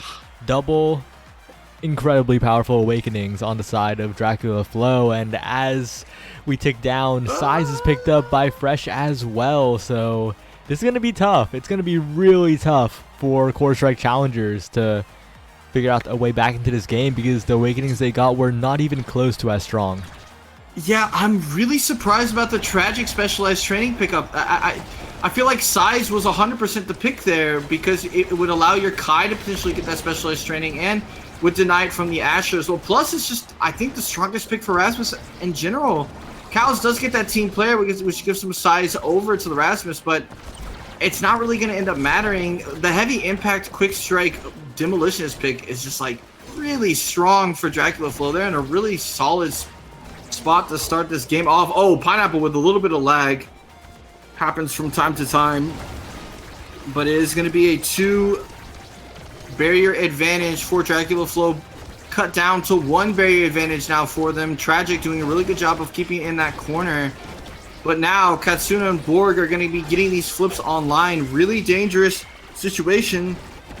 They will force Borg to use it defensively, but Katsuna catches it with the primary, and that slime just absolutely stops it from going anywhere, puts it top corner, and you know, Dracula Flow really haven't looked like they've been under really any threatening pressure here so far in this game, Saya. Yeah, Katsuna's free to play defense or offense, flexing between both depending on the situation. Has the mobility to do it on the Juno character, but a great play by Cows. 1 barrier taken. Cows now looking for the second, but Fresh has the primary available. A great barrage though. Again, Cows keeping up the pressure, and Tragic as well. Fresh didn't have the primary there, and now Tragic is in a good spot for the offense, pushing it with the pendulum swing, but Fresh will defend it away, and a strike war 1. Borg trying to get in there, 1 barrier taken, looking for 2 with Katsuna on the top side, and gets the primary through, gets the strike as well. And even despite the barrier advantage, that just vanishes in an instant. Dracula Flow's offense is looking so strong. Yeah, looking really difficult to get through, but they do find the KO on the Borg. This may be a really good opportunity for them, but they're not really trying to go around. They're just trying to go through this Asher goalie. It's going to be difficult if you try to do this, especially with the Juno that can help out. The quick strikes, of course, making it really difficult to get through. But I just really don't see them managing to get through this Asher like this. I think they really need to find a different route of scoring here, Saya. Yeah, no, you're still right. It took them 3 million years to score when they could have scored much faster. The passing play is not really seen. Tragic, kind of egoing in the corner there, and yeah, a passing play to Cows might have been much more effective to get the point earlier. And it's going to be difficult if you're not doing that. But Tragic, that specialized training pick, really wanted to go for that close to the wall hook. And I mean, if you're going to get those pretty often, then that's pretty good value. Yeah, definitely really good value from the specialized training. Some Scyther lore coming through. But it keeps looking difficult, but they're managing to find these barriers. They're managing to find these goals right now. But Borg, really great play coming out of him. Goes into the special, finds the strike down into the primary. Katsuna using that quick strike to really deadly advantage here. It's looking a little bit scary. Of course, the Juno goalie, it is really good at keeping that offensive pressure up and, you know, finding ways to stop that midfield, but it is so vulnerable when you get into the defensive positions. Tragic with a little bit of stall, but they kind of need to move forward off of that Borg KO as well. And again, we find ourselves into the corner. He does go for the pass down. Cal's not quite ready for that, but I do think that's the right idea. It's Fresh. I mean, kind of just reaction checks Tragic there a little bit, no? Yeah, uncharacteristic miss angle from Fresh right into the hands of Tragic, but that actually does give Core Select challengers quite a way back into this game. There's a lot of powerful awakenings still left, and despite the side of Dracula Flow 3 getting their BIS last round, there's plenty of BIS left. There's plenty of great awakenings on the table that could be taken or denied away in the next draft. So if they can close out this point, it could be huge, but Tragic is looking very low in the health department, looking very staggered right now, but regenning up slowly, and a slime will halt it for now. But what's more important is Borg trying to find the offense with Katsuna in the corner, but Pineapple this point has been on point on the defense. Yeah, Pineapple does, piloting that Juno, it's very difficult to kind of make up for some of the defensive deficiencies, but they were doing really well up until that last barrier goes down. I think went back for the orb or just stepped back a little bit too far, and it was just a little bit too much. Good play there from Cows and Tragic trying to look for that pendulum swing off the core flip, but just wasn't really quick enough on the pendulum swing to make it work out. Pineapple does have a flip to counteract this Centauro flip and manages to get it out in time. Really well played from him there, but unfortunately lost the portal control for the side of Core Strike Challengers. Pineapple, really nothing he can honestly do about that situation, Saya. Yeah, just a perfectly placed primary by Borg, perfectly timed to cover the options there, and now it's looking good for Dracula Flow again if they can keep these barriers up, but Cows interrupts at the perfect time, going for the top side as well, but the Pat Splitter will just cut Cows off completely, give Dracula Flow another chance at the offense here with one barrier up, but Katsuna's the one who's looking low now, but Fresh actually tanks the hook, prevents the death of the midfielder, and without the power play, Dracula Flow now turn onto the offense, but the power play comes through, but doesn't matter because Borg has controlled the corner. Oh, yeah, and Tragic had an opportunity to get that second barrier missed, but Cows, really good passing play to give another option. They go through the portal trying to utilize that, but Katsuna has a perfect spawn timing and manages to get it through. Oh my goodness! Tragic puts it through at the portal at the perfect time to dodge the hook, but Pineapple would... I mean, that is just so unfortunate. That lag right as he went with the jump strike. Can't get it through, and that's going to be 3-2 in favor of Dracula Flow 3. I think that's the third best, 0.5 series we've seen them, or 0.5 set we've seen them win here, Sai. Yeah, and on stream. It's so tough when that's the way you lose that point. First it was the Striker Kai Night Market own goal, and now it is the lag coming in for Pineapple, but the result is the same. It is still Dracula Flow 3 points away from closing out the game, and with that unstoppable on Fresh, it's going to be even harder to get through that Asher. No hits done allowed. Yeah, that's really tough. Cows picking up that spark of leadership, but not really, no other sparks to kind of answer that, and 2 sparks already down as well, so it's very difficult, I think, for the drafting for Core Strike Challengers, and no Stagger Swagger to help out that Rasmus, and so Tragic will be falling early on, but Cows and Pineapple working together. They managed to find that first barrier. Borg trying to work on that Juno goalie, but not able to get it really anything done so far yet. Pineapple sticking up, actually doesn't take the eject button back, but manages to get back safely regardless. Finds the corner clear, pushing it forward. Tragic taking a ton of damage again, and not even the flip's not even needed for Borg. Finds the KO onto Tragic, finds that first barrier. Pineapple low as well now on top of that, and I mean, the built different heavy impact twin drive is just putting down so much damage right now that Core Strike Challengers just can't really find a way to deal with this, Saya. Yeah, Borg is just pouting in the midfield, and the Pat Splitter is the one who gets the KO this time as Borg continues to hit Pineapple over and over again, even if the KO isn't found. But wait a second, Cows with the great Giga Blast to take the barrier, going through, trying to find an angle, and Pineapple will be saved a little bit there, but just a slightly mistimed strike while trying to use the slimes, and that's another point for Dracula Flow, even with the miracle plays from Cows. Yeah, I mean, it's just so dangerous right now for them. There's so much damage coming out, which from a comp that, Zentaro does a ton of damage, but not really a comp you'd expect a ton of damage, from. But Tragic just finding themselves low time and time again. Does manage to strike or that core flip from Fresh, though, so barrier number 1 is going to be going down for Dracula Flow. They're looking to find a way through. Cows does manage to go through the portal and catch the core with the barrage, but I mean, it's just like we talk about it all the time. It's so hard for you to go through the Asher goalie. That's why it's so much better usually to kind of find your way around it. As we do see Katsuna going down, that is also another way to potentially get through this Asher goalie, is put yourself in a power play opportunity. But again, Tragic and Cows just struggling to find their way through this fresh Asher goalie. Finally, the crossfire on the barrage. That is incredible. The weaponized caster curse in the favor of the Core Strike Challengers, but Katsuna still managing to defend away the flip. Passing plays come through the portal as Fresh in a tough situation. but has the reaction time to get past. But this time, it is Tragic who wins the first strike war against Fresh that it seems like in like the past 2 points, but wins it when it matters. Yeah, definitely does. Tragic with some of that size from the build different and the team player is managing to get it around the Asher, and that's really where their success is going to come. Sai, I think if you continue to try to work your way through the Asher, you're gonna struggle a lot to find your an opportunity to get through those shields. But you have to find those passes around. But it's kind of hard to pass when you only have 2 people on the field.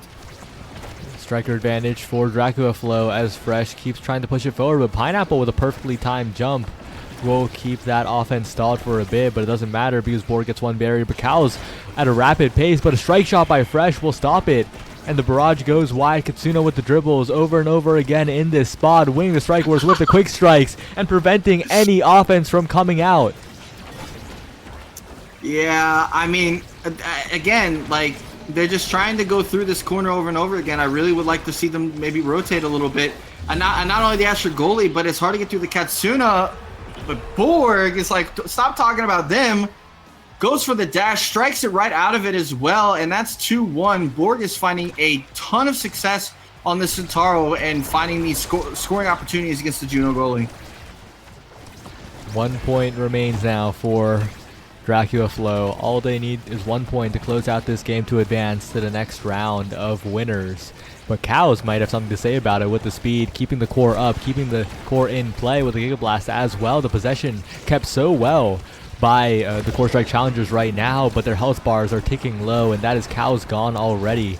3v2 in the favor of Dracula Flow, looking to get these barriers, but a great strike by Pineapple will prevent one from going down. But Tragic is the next target now, and with being so staggered, it's going to be so difficult to stay alive.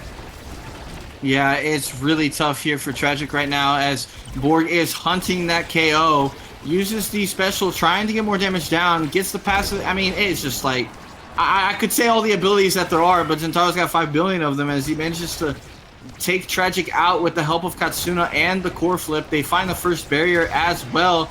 That Juno special comes down, the blob's just making it impossible to clear through, and Pineapple now is finding himself at the end of the KOing from Borg. The hook is eaten by Borg as well, and Fresh able to get it through the portals into the goal, and that is going to be the game for Dracula Flow 3 and a 3-0 sweep, and honestly, pretty convincing the whole way through. Yeah, well played. A much more convincing game than their previous, and yeah, just individually outplaying, I think, some of the solo queue greed of the Core Strike challengers was really displayed there. Yeah, I mean, absolutely. I think that, like, you know, they kept trying to go through that corner, and you just can't do that against melee goalie. And hopefully they adjust for the next time they potentially go up against this team, because it's great players. They were winning a lot of strike wars, but strike wars just don't matter when an Asher shield exists, right? So gonna have to find a different way to get through. But I do have some crazy news, Saya. It is going to be Doggo.Dog who we are going to be seeing in the winners semifinals, taking the match over Bun Bun Bonanza on winner's side. So anything is possible. We're gonna get to see them again. Yep.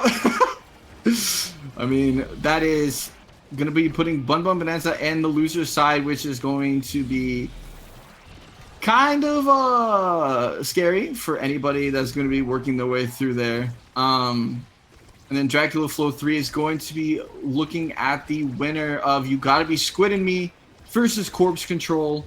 Some really good players on either side there. And Doggo.Dog is going to be going against the winner of Final Destination and Bo Zizzle Bunch, assuming we have an awakening for one of those teams. But don't go anywhere. We're going to be streaming the winners semifinals coming up next here. We'll be right back.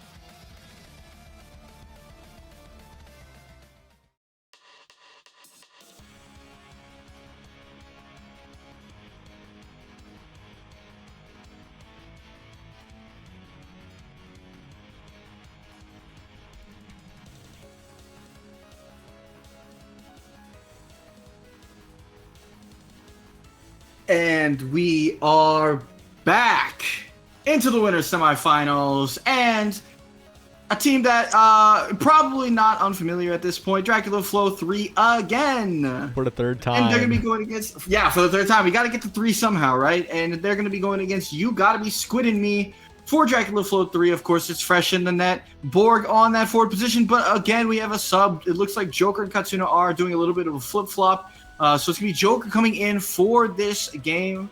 And they're going to be going off against Judgmental in the net, otherwise known as Rebirth, Xianzhu on the midfield, and Appabug in that forward position. We even have Drew Danger in here as their coach.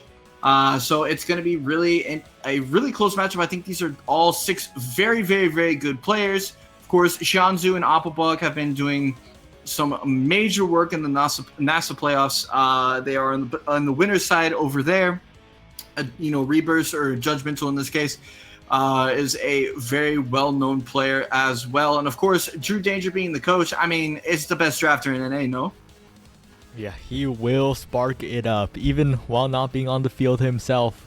But I gotta say, this is actually bringing back memories. Remember when Appabug, Muncher, and Rebirth were actually on a streak of doing incredibly well in a lot of these weekly tournaments?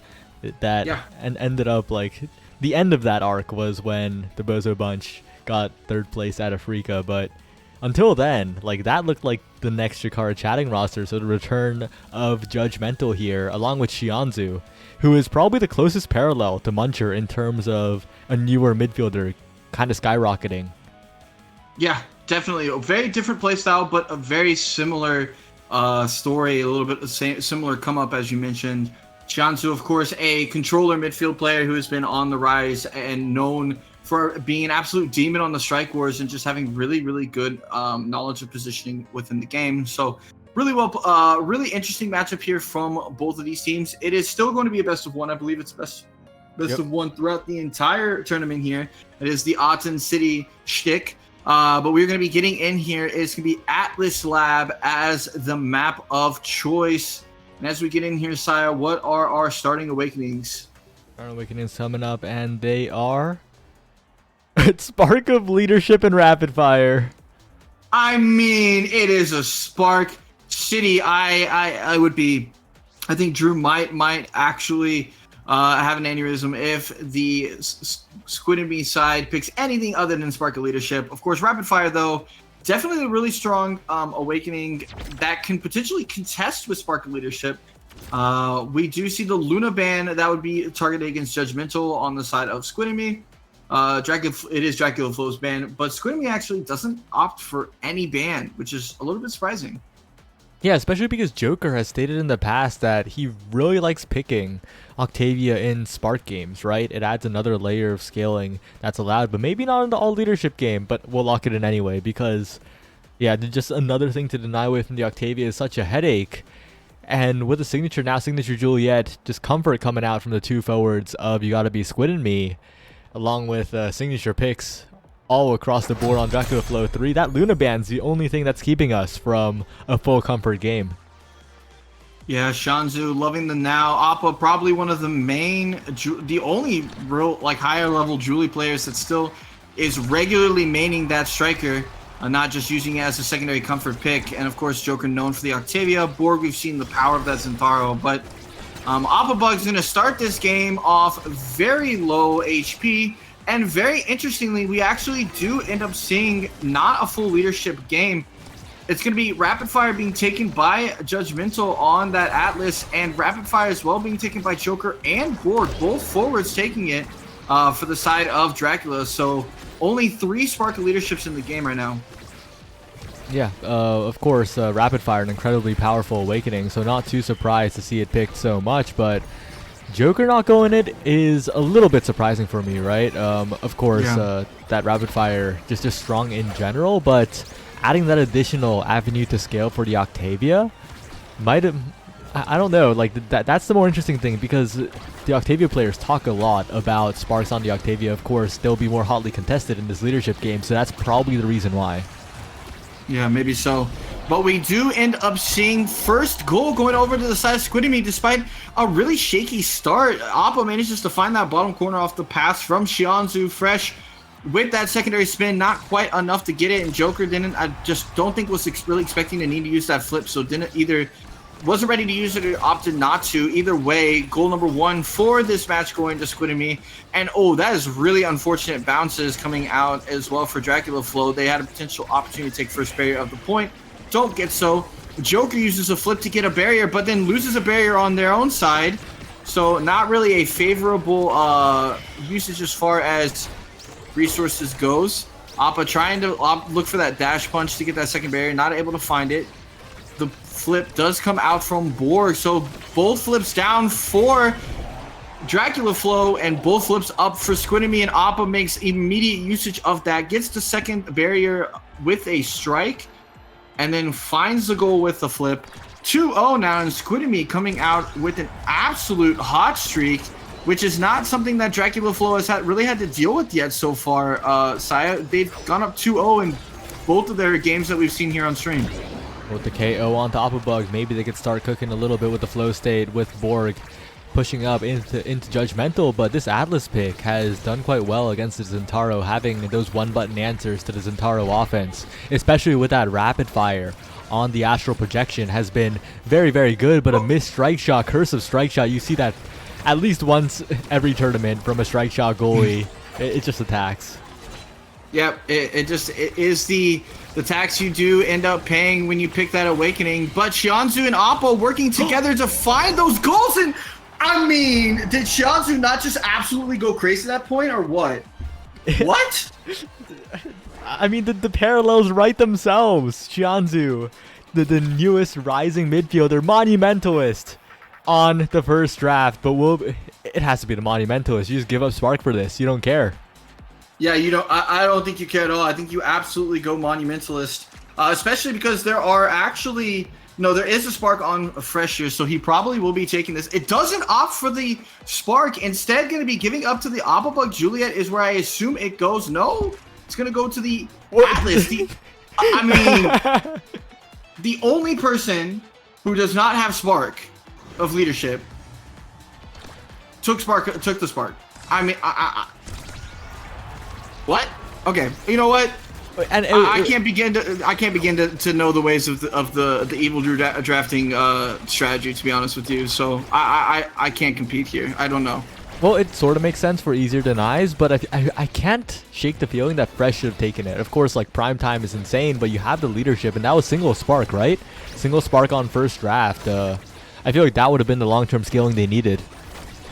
Yeah, especially because when you even if you feel like you don't necessarily need power, if you have leadership, you end up for every single spark that you gain, you actually end up helping the scaling later on as well. Like, so speed, cooldown, stagger, all these things that you might find a little bit more important than the power will end up being actually more, give you more stats later on. But regardless, we do see Dracula Flow massively taking down these two barriers, and then Joker looking for that pass onto Borg, only needing one flip to get around Judgmental. And that's kind of what I was talking about last match here, Sai. When you go up against these melee goalies, instead of just forcing your way through them, you have to really kind of find your way around them, and that's how you're going to be able to find the more effective scoring methods, in my opinion. And Alphabug actually looking pretty low now, taken out by the combo from Fresh, and with another striker advantage on the side of Dracula Flow, they can push forward onto the bottom side. Fresh using that prime time for the second pendulum swing, and Borg with meter available. Joker hovering around the midfield, not popping to center, and Judgmental trying to get it through. So much space cleared away by Joker, but really good patience by You Gotta Be Squid and Me to keep the defense up. Yeah, definitely. And Appa manages to find that, despite using the dash punch and missing, finds the strike and also finds the goal. Shianzu somehow sneaking that pass all the way around through the corner, around Joker and Fresh. Borg puts down the ult, which is stopping the clear going out forward. Appa Bug giving a little cheeky Julie heart, thanking him for holding that clear angle as well.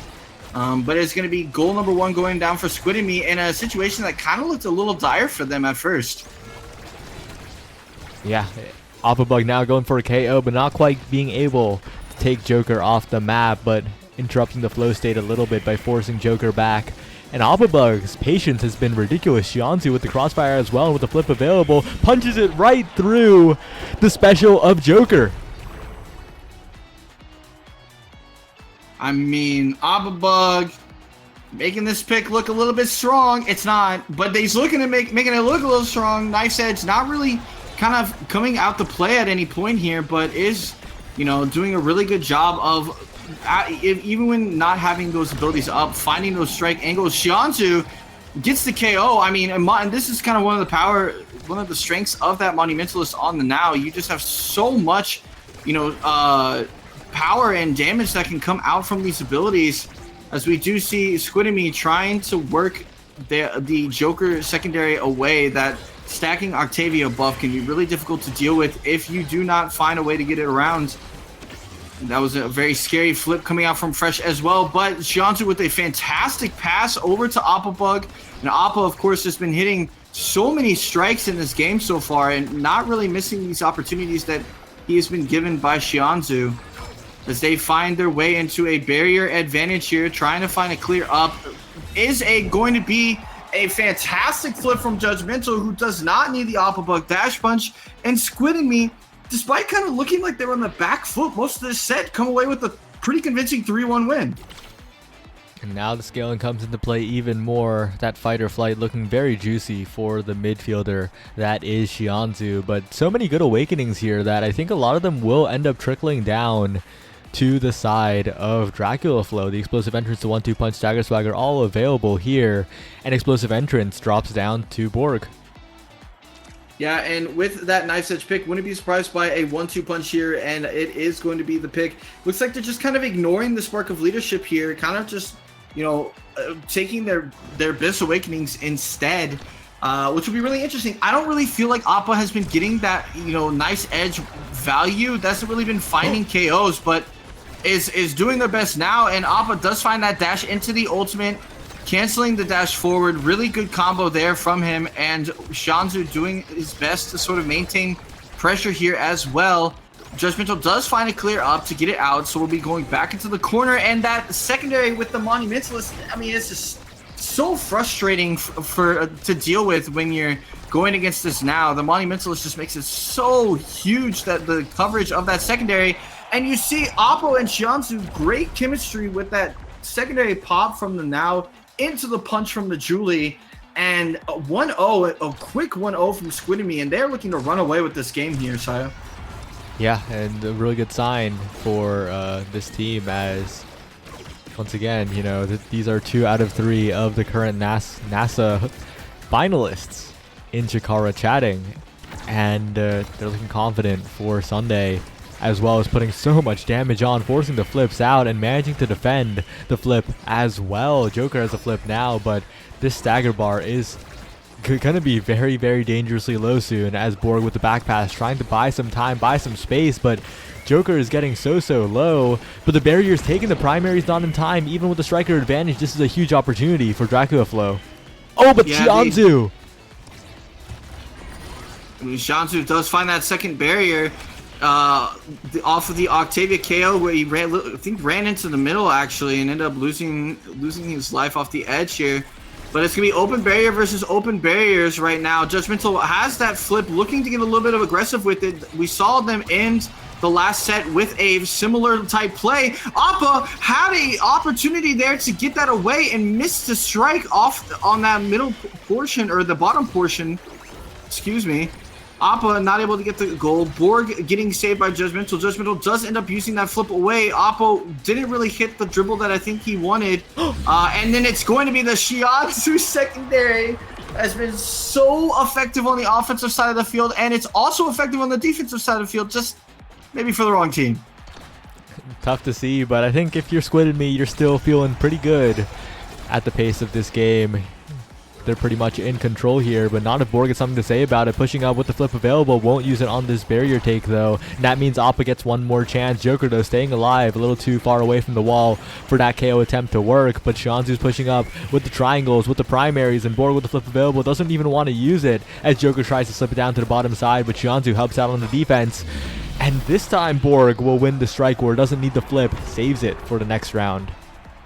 Yeah, definitely did really well there to save the flip. They do have another point here, though, but something that we really didn't talk about, Saya, that I think we really missed with these drafts. Joker has Chrono Boost and Castellas. Yeah, that's a lot of flow state to work with here. The win condition really is to damage pressure Joker enough, but maybe they don't need it. They're scoring so fast. Aquabug in position with the Flame Flurry. So much damage down on the Joker as well. And Shianzu's keeping possession over and over again. Borg might be forced to use the flip. The KO comes through. The flip burned for nothing as Appa flips for the goal. 0.5 and Squid and Me with a shot to take this game.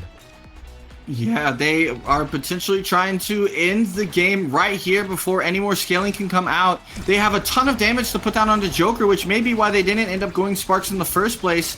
Shianzu finding that first barrier for them. Appabug trying to work with Shianzu to get the second barrier as well. Judgmental does a good job of potentially stopping a double barrier opportunity. Appa has to dash forward. The primary comes through from now. Is not able to snipe that top corner though. Shianzu coming back with Judgmental, trying to pick the core back up. Shianzu looking for this flip barrier, flip meter to fill back up.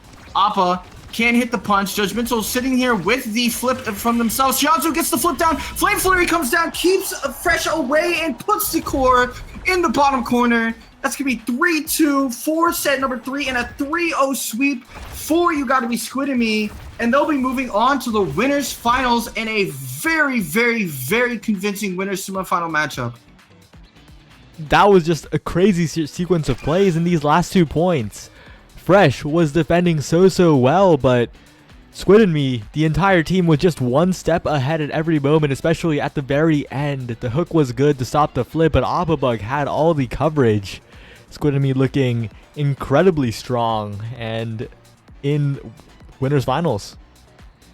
Yeah, they are definitely a team that is going to be really scary to go against. Some fantastic core control play coming out from them. Of course, that Monumentalist first pick, really advantageous for Shianzu, but Joker also got pretty much Bis Awakenings for the side, for the, for that Octavia pick as well, with the Chrono Boost, the Cast Blast, the Rapid Fire.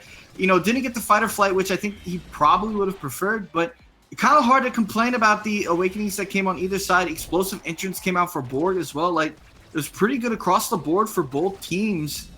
But it ends up not really mattering. Squid and Me they looked like a well-oiled machine. Judgmental was able to get the core up to Shianzu. Shianzu brought it, forward to Appa, and they looked super clean and very comfortable on the picks that they had. So it is going to be You Gotta Be Squid and Me moving on to the winners finals, and we are going to be seeing the winners semifinal match of Doggo.Dog going up against Bozizzle Bunch, which is going to be a really interesting matchup. Doggo.Dog, of course, we saw earlier in this stream going up against Ham Ham Pong Pong, the only match that we saw so far that has not featured Dracula Flow 3. And they were able to take out a national winners finalist currently in Bun Bun Bonanza in the winners quarterfinals of this tournament. So, I mean, some crazy good wins under their belt, but Bozizzle Bunch, which is going to feature Dropletto, Japanese Box, and it looks like Muncher. They took down Butt Dial, they took down Final Destination as well, and so they will be going up against Doggo.Dog here. Really interesting matchup. What are you kind of looking for to come out of these teams here, Saya? I'm looking at Japanese Box as the main question mark, of course, known more as the midfielder, but this time is in the goal box. A bit of the opposite of Sloopin, right? Sloopin, known more as a goalie in recent times for Quest, but in the midfield here and earlier showed that they still got it against Hem Hem Pong Pong. Yeah, definitely. They, despite the role swap into that midfield, they were looking really dominant. What map are we going to be moving forward here with? Night Market, it looks like? Yep, Night Market on the East servers for this one. Doggo.Dog, I believe, very concentrated around Pennsylvania, and the Bozizzle Bunch, all over, all over, just somewhere. Some in Texas, some I don't know, but yeah, I don't know why I went on this tangent in the first place. Yeah, what's really interesting about Night Market is I think Switch and Dropletto on the forward sides, both are really capable of playing, pretty good strikers within that market. Dropletto, known really well for his X play, is an extremely good X player. One of the only people I think right now who can really actually play X in a way that makes it viable at all.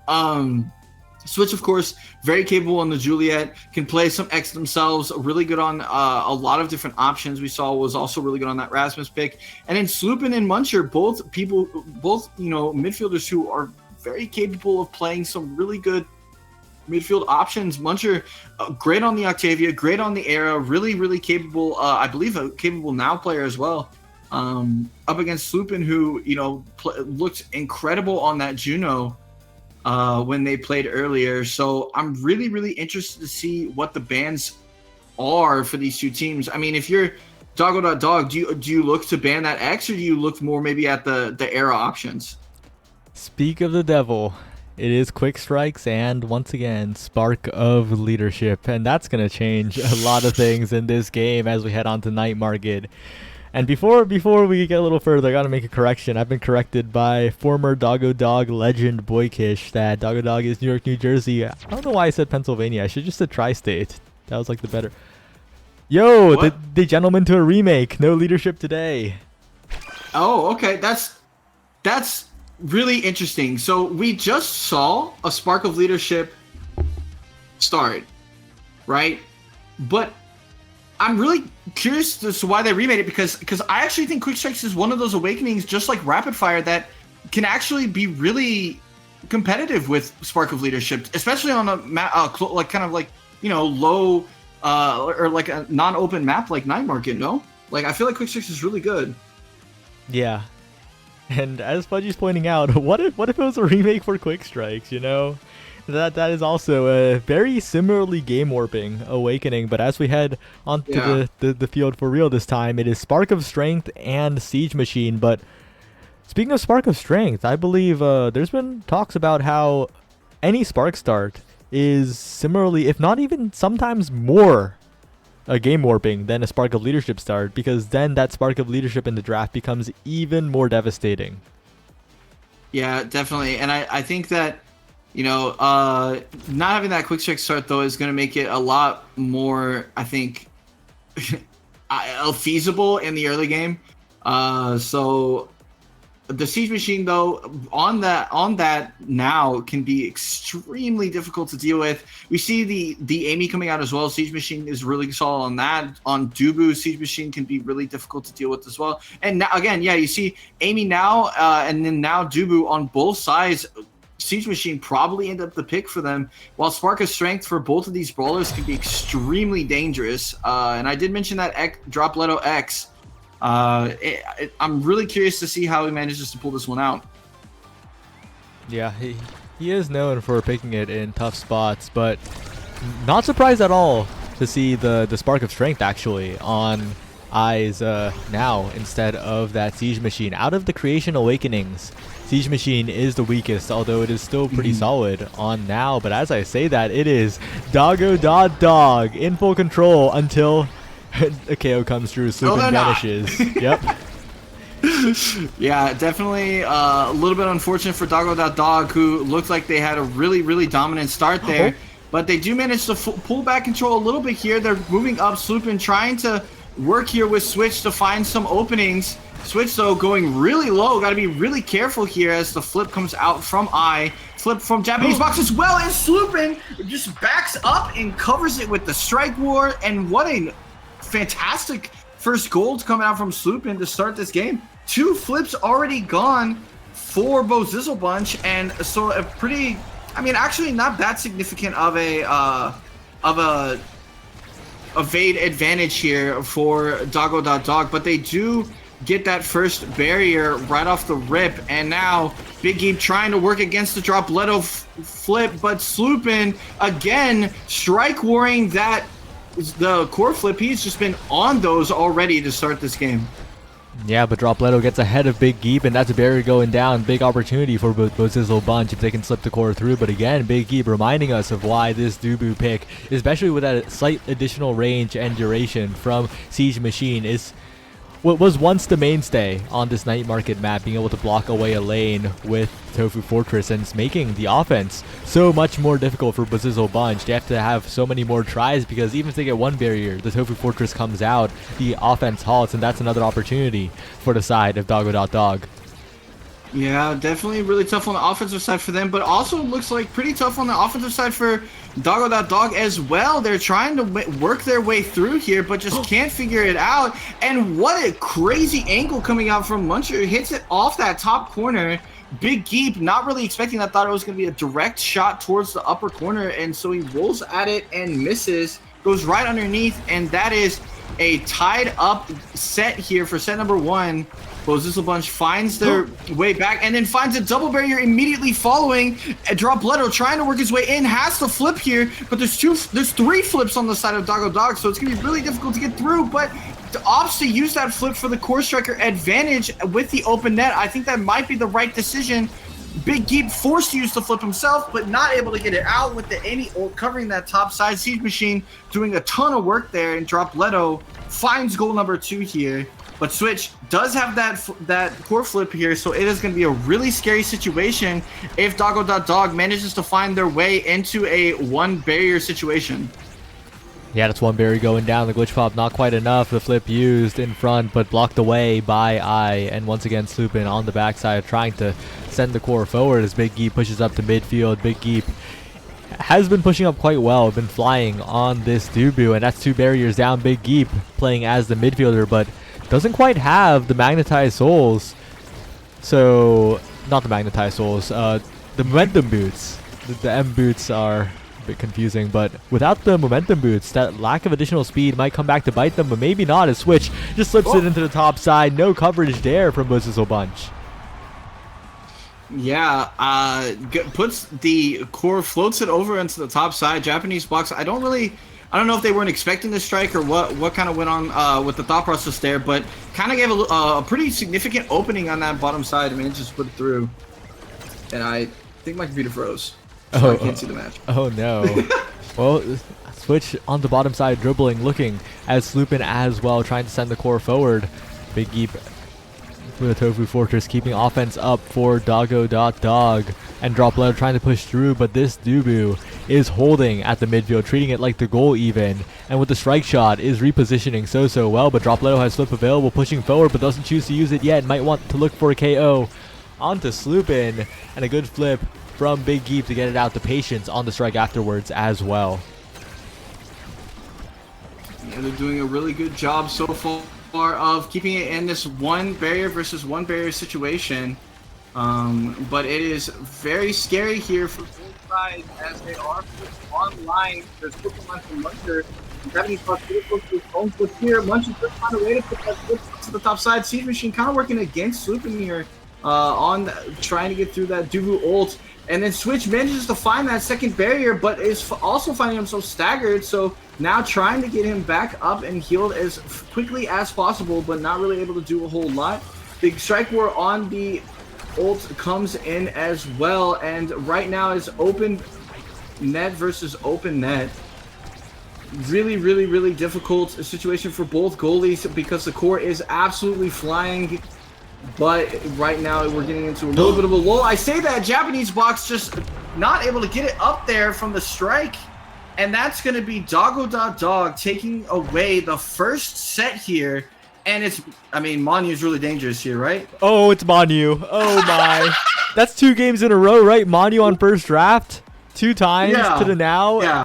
A bit of a consolation prize in heavy impact here. Unless something else is chosen. No, just heavy impact. Yeah. That's also great on now, but it is no monumentalist, and with that coming out here for Sloopin, it is so difficult. Additionally, Big Geep picks strike shot, right, notably over the momentum boots, so that additional range combined with the additional range from the Siege Machine, along with that extra special, this Dubu is feasting right now. Yeah, pretty dangerous on the offensive side of the field for the Dubu. So Definitely can be really scary. Oh. But you know what's not scary? A Dubu off the side of the edge. That explosive entrance doing work. Dropletto able to find those kills. And I can tell you right now, explosive entrance is really scary for somebody like Dropletto to get. There's not very many players better at finding those bull rush or bell ringer into Maximus kills than he is. So definitely will be something to look out for. Big Geep does, unfortunately for Doggo.Dog fans, lose that second barrier. But they are coming up on a little bit of an offensive power play here, or not actually able to get much going out of it. Big Geek throws down that Dubu Tofu Fortress, trying to sort of lock it down. Gets the strike away as well, but Dropletto kind of lurking here, looking for an opportunity. The hook not able to get it for Kazan. Switch does go down on the bottom side, though. Really, really well played, and Japanese Box forced to use that flip. But right now, Dropletto coming in with the bull rush, an explosive entrance indeed. Core and Dubu going into the back of the net, just bullying poor Big Geep here. 2 KOs onto the goalie for Dropletto for point number 1 in the second set. Yeah, we're not really seeing the real terror that is the Monumentalist so far, but Sloopin, just as I say that, with the secondary and setting up the primary, cutting off so many angles for Japanese Box before flipping for the goal. That was an 8-second goal for Doggo.Dog. They're coming right back into the game. I mean, that's if you wanna to get them the momentum back after you know losing that first barrier. That is a way to do it. But Dropletto does have that core flip. Big Geep gets the somersault down and manages to save it away. Sloopin uses that Monumentalist secondary, trying to kind of push this forward. Dropletto eats the primary. Honestly, really good play there for Japanese Box to help Japanese Box out. But they aren't able to actually get that offensive pressure in. Dropletto and Japanese Box now both working in tandem to find it forward. Japanese Box didn't take the eject button back, but ended up managing to walk past an explosive entrance. Pulls Dropletto with the bull rush all the way up to in front of Big Geep and hits him with the strike war win. Very difficult situation to save out of if you are Big Geep, and that is 2-1 now. Bozizzle Bunch taking the lead and looking to answer back off of after dropping that first set here. Up the switch, and a great pull into strike to get the second barrier in an instant. This is going to be 2 very quick goals in a row. Not if the Bozizzle Bunch can say anything about it, as flips are available in front of the net. One barrier goes down. Trying to close out this set, and a great angle to the other side of the goal will seal it. It is 1-1 in sets. Bozizzle Bunch equalize pretty quickly. Yeah, that is a very quick set too, after what was a pretty long set 1.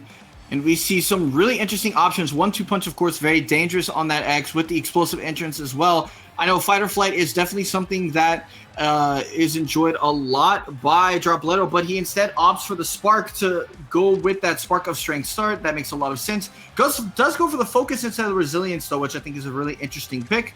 We see Fight or Flight getting picked up by Sloopin now. I mean, Siege Machine, Manu, Fight or Flight, super weak combo. 1-2 punch somehow sneaking down to the Kazan, and no Spark of Resilience pickup either.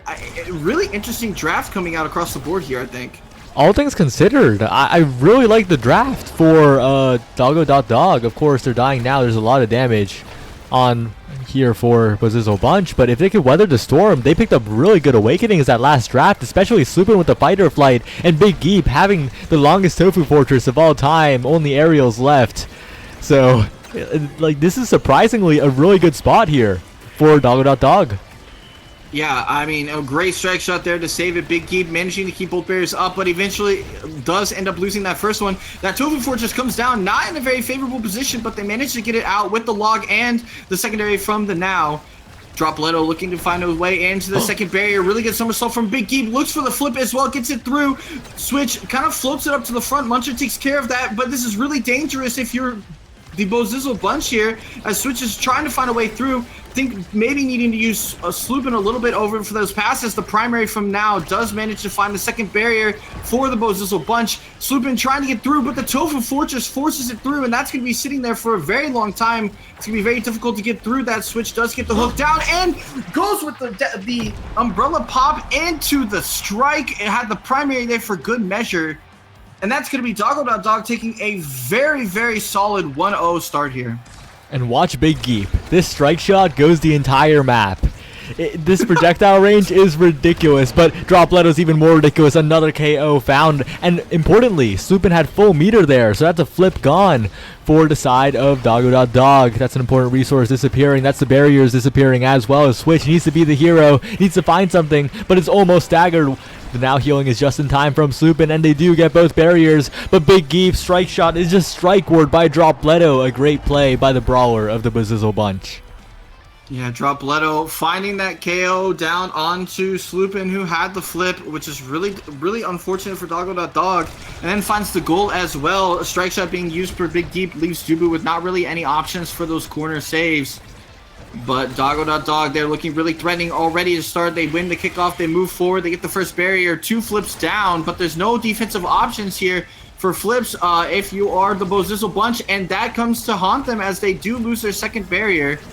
Big Geep trying to find a way to clear this out. Switch does manage to go pick it up, but is taking a ton of damage and is going to be really susceptible to this Dropleto X, who has an incredible amount of damage built into their build right now. And will be actually Sloopin losing their life first. Dropleto goes for the flip, but the Tofu Fortress keeps it out for now. Big Geep finds the strike shot as well. Dropleto looking really low here. Big Geep moving forward with the flip, trying to find a way through. Goes for the pass to Switch, but there's too many bodies in between to manage to get that one through. Sloopin working with Switch here, trying to find their way into this. Big Geep with the really long strike shot manages to get it through, and I froze again. So you're up. Well, Dropleto trying to push forward as Switch has a lot of core speed available. The Monumental is now coming into play with the Tofu Fortress blocking off the entire lane, but weird bounces back to Big Geep. Thankfully not a goal there, but Dropleto now in position yet again, prepping a play here. Soaring angle from Big Geep, but I will put it away. Perfect shot to the bottom side. They're not going to miss those anytime. Yeah, when you get those core flips in the middle of the net, it can be really difficult to actually get any saves for the goalie. You kind of have to go for some crazy hero predictions, but it is going to be right now a 2-1 advantage here for Bazizzle bunch as they try to work their way forward. They do not have much evade to work with.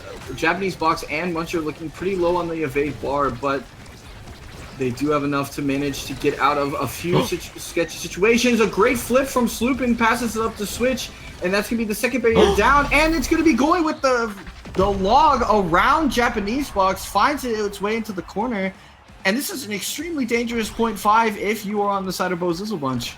Yeah, some really tight plays coming out. Sloopin actually used the secondary to hit stun Dropleto out of the bull rush there to stay alive, and Switch barely angled it around the entire play. And with the Doggo.Dog continuing to put on the defense like this with a strike shot from long range from Big Geep, that's 2 barriers down. Doggo.Dog in position to win it. Switch with flip available.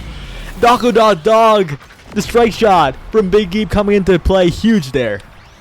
Yeah, I mean, Big Geep doing such a good job of using that strike shot to keep it forward and is finding ways to be impactful on the offensive side with all of the range that they have. We do see now we have Quick Strike, Spark of Agility, Built Different, Twin Drive, all really good awakenings here for this Kazan, so we'll be really interested to see what they end up going with. It does look like Big Geep wants to have access to this team player. It is going to be the Spark of Agility coming out for Kazan. I think that's a really good pick here. Team player coming out for Dubu, I guess, deciding that they really didn't necessarily need the Timeless Creator. Twin Drive, of course, I think pretty obvious pick here for the now as well to utilize that Monumental. It's just that much more. And then Built Different, a really scary awakening here for Dropleto on the X. And this is really scary. Dropleto is very capable in this situation of getting some very long range KOs. So Doggo.Dog is going to have to be very on their toes, I think, looking for these potential options. As they do end up getting into a very quick 1-versus-1 barrier situation. Right now, Sloopin and Switch working their way up, trying to find the second barrier. Switch gets the strike ward that does manage to find it, and the pass comes from Sloopin up to Switch, and Switch hits the corner. I mean, Side, they've been so consistently on point with that second barrier and a pass up into finding the corner. I mean, it feels like they get it almost every single time. Yeah, they found their rhythm in this game, and also, like, in the earlier points, it didn't really feel like Sloopin had the power of Monumentalist now despite having the awakening, but now feels completely activated here. But the one who has to be careful is Big Geep, flipped off the map. Sloopin has to play goalie, but Sloopin has plenty of experience playing goalie. Played an entire, well, not an entire, but a good chunk of a Nassel season in the goalie role. some of the best practice you can get, along with the scrims that come with it. So Sloopin, no problem defending that last barrier.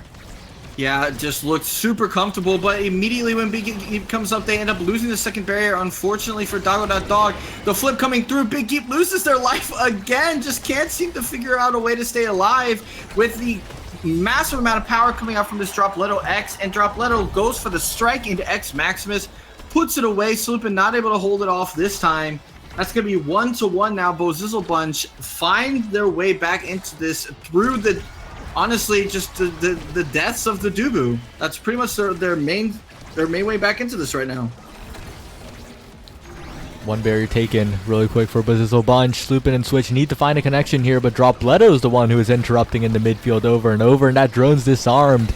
No secondary for Sloopin, no additional speed for the side of Dog here, as Muncher's in such great position, but the strike interactions are won by Dog. They stay alive for a moment longer, and a great secondary by Sloopin will take one barrier. Switch looking for the second, a lot of meter available, looking for a flip as well are Switch and Sloopin as they push up, but Muncher continuing to work the core around them, but Switch finds a great angle to the bottom side, not quite enough, but the Tofu Fortress blocks the entire lane all the way from the goal box. Yeah, I mean, the Tofu Fortress has incredible range and incredible duration, but right now they end up taking Switch out from the map. There are two flips on the forward side here, but Sloopin looks to try to find a way to get a goal and sneak one through with this flip of his own. Some greedy flip usage here, which might end up coming back to hurt them if they don't find this goal here. Sloopin puts it back up to the Kazan. Switch not able to really find the option, but does get it through the middle, and the Bozizzle Bunch really greedy with their flips on the forward side. They had a striker advantage, thought maybe they didn't need it, but instead it's going to be a goal for Dog, and Muncher used his flips. So now, I mean, it's looking so dangerous here in the fourth set, and they already take both barriers down. The Tofu Fortress holding down, the primary coming out for the now. Flip down for Japanese box, already used it. This is looking so dangerous, but Dropletto finds another KO, the double barrier as well. Oh no. Oh, not like that! That is how Dog will advance to winners.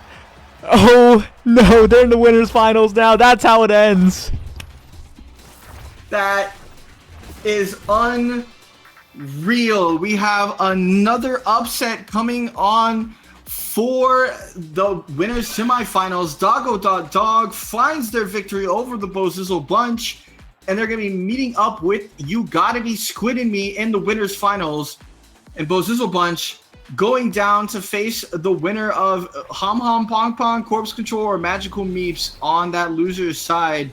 Going to be trying to find their way back up into this. And we are going to be moving straight into the winners finals here. You Gotta Be Squid and Me versus Dog. But, I mean, Sloopin and Switch just look incredible right now. Yeah, you can definitely argue with some pretty fortunate draft luck. But regardless of that, they are taking their luck, and they're absolutely making incredible use of it. Yeah, they capitalized so well. The plays from Sloopin were just great, and we're gonna see the replay of the core drifting in slowly. Oh, Dog, what a victory! Yeah, I mean, it's just like, so far we've expected one thing and received another. Almost every single time we've been watching these, there are some incredible teams coming out for this weekly. You Gotta Be Squid and Me and Dog. Probably not everybody's selected winners finals matchup, but they've looked convincing. I mean, both of these teams have very, very clearly earned their spot. They were the better teams. They were playing better in their winners semifinal matchups in both instances. So very deserved matchup here that so far that we've seen. And I think we did actually lose.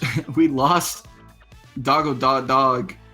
They left the lobby, but we do need to get them back. You're the next match, fellas. Well, while that gets set up, we're gonna take a bit of a break, but don't go anywhere because two of the hottest teams on the day are facing off in this winners final.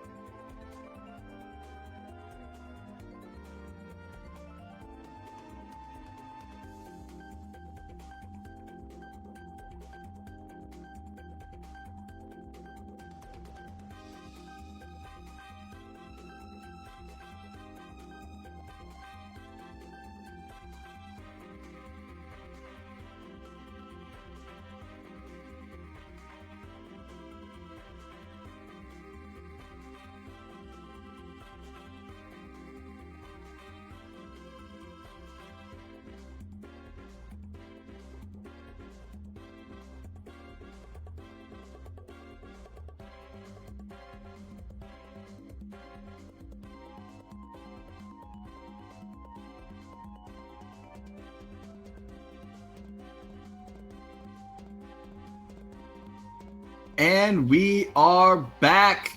Winners finals here, except with another guest. Welcome to the cast. It's Fudgy Waffles. Most of you know him, Fudgy. We have Doggo.Dog versus You Gotta Be Squidding Me coming forward here. What are you most looking forward to in this matchup?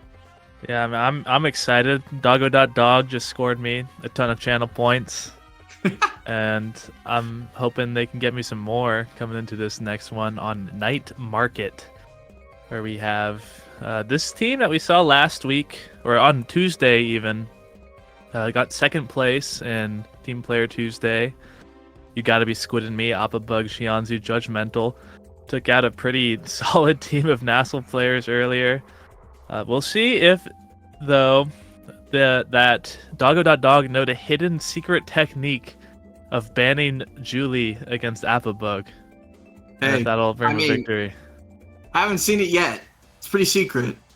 But especially on a map like Night Market, where Julie definitely is it's definitely one of her stronger maps in the rotation. We do have a heavy impact and Siege Machine start, so I mean, Doggo.Dog probably not that upset about that Awakening draft start. Yeah, that's really good when they want to play. Oh, they're banning the now. Interesting. Uh-oh, they're getting mind bugged. They're getting mind bugged.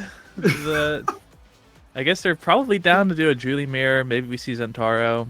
We see the Zentaro hover. That makes a lot of sense of heavy impact.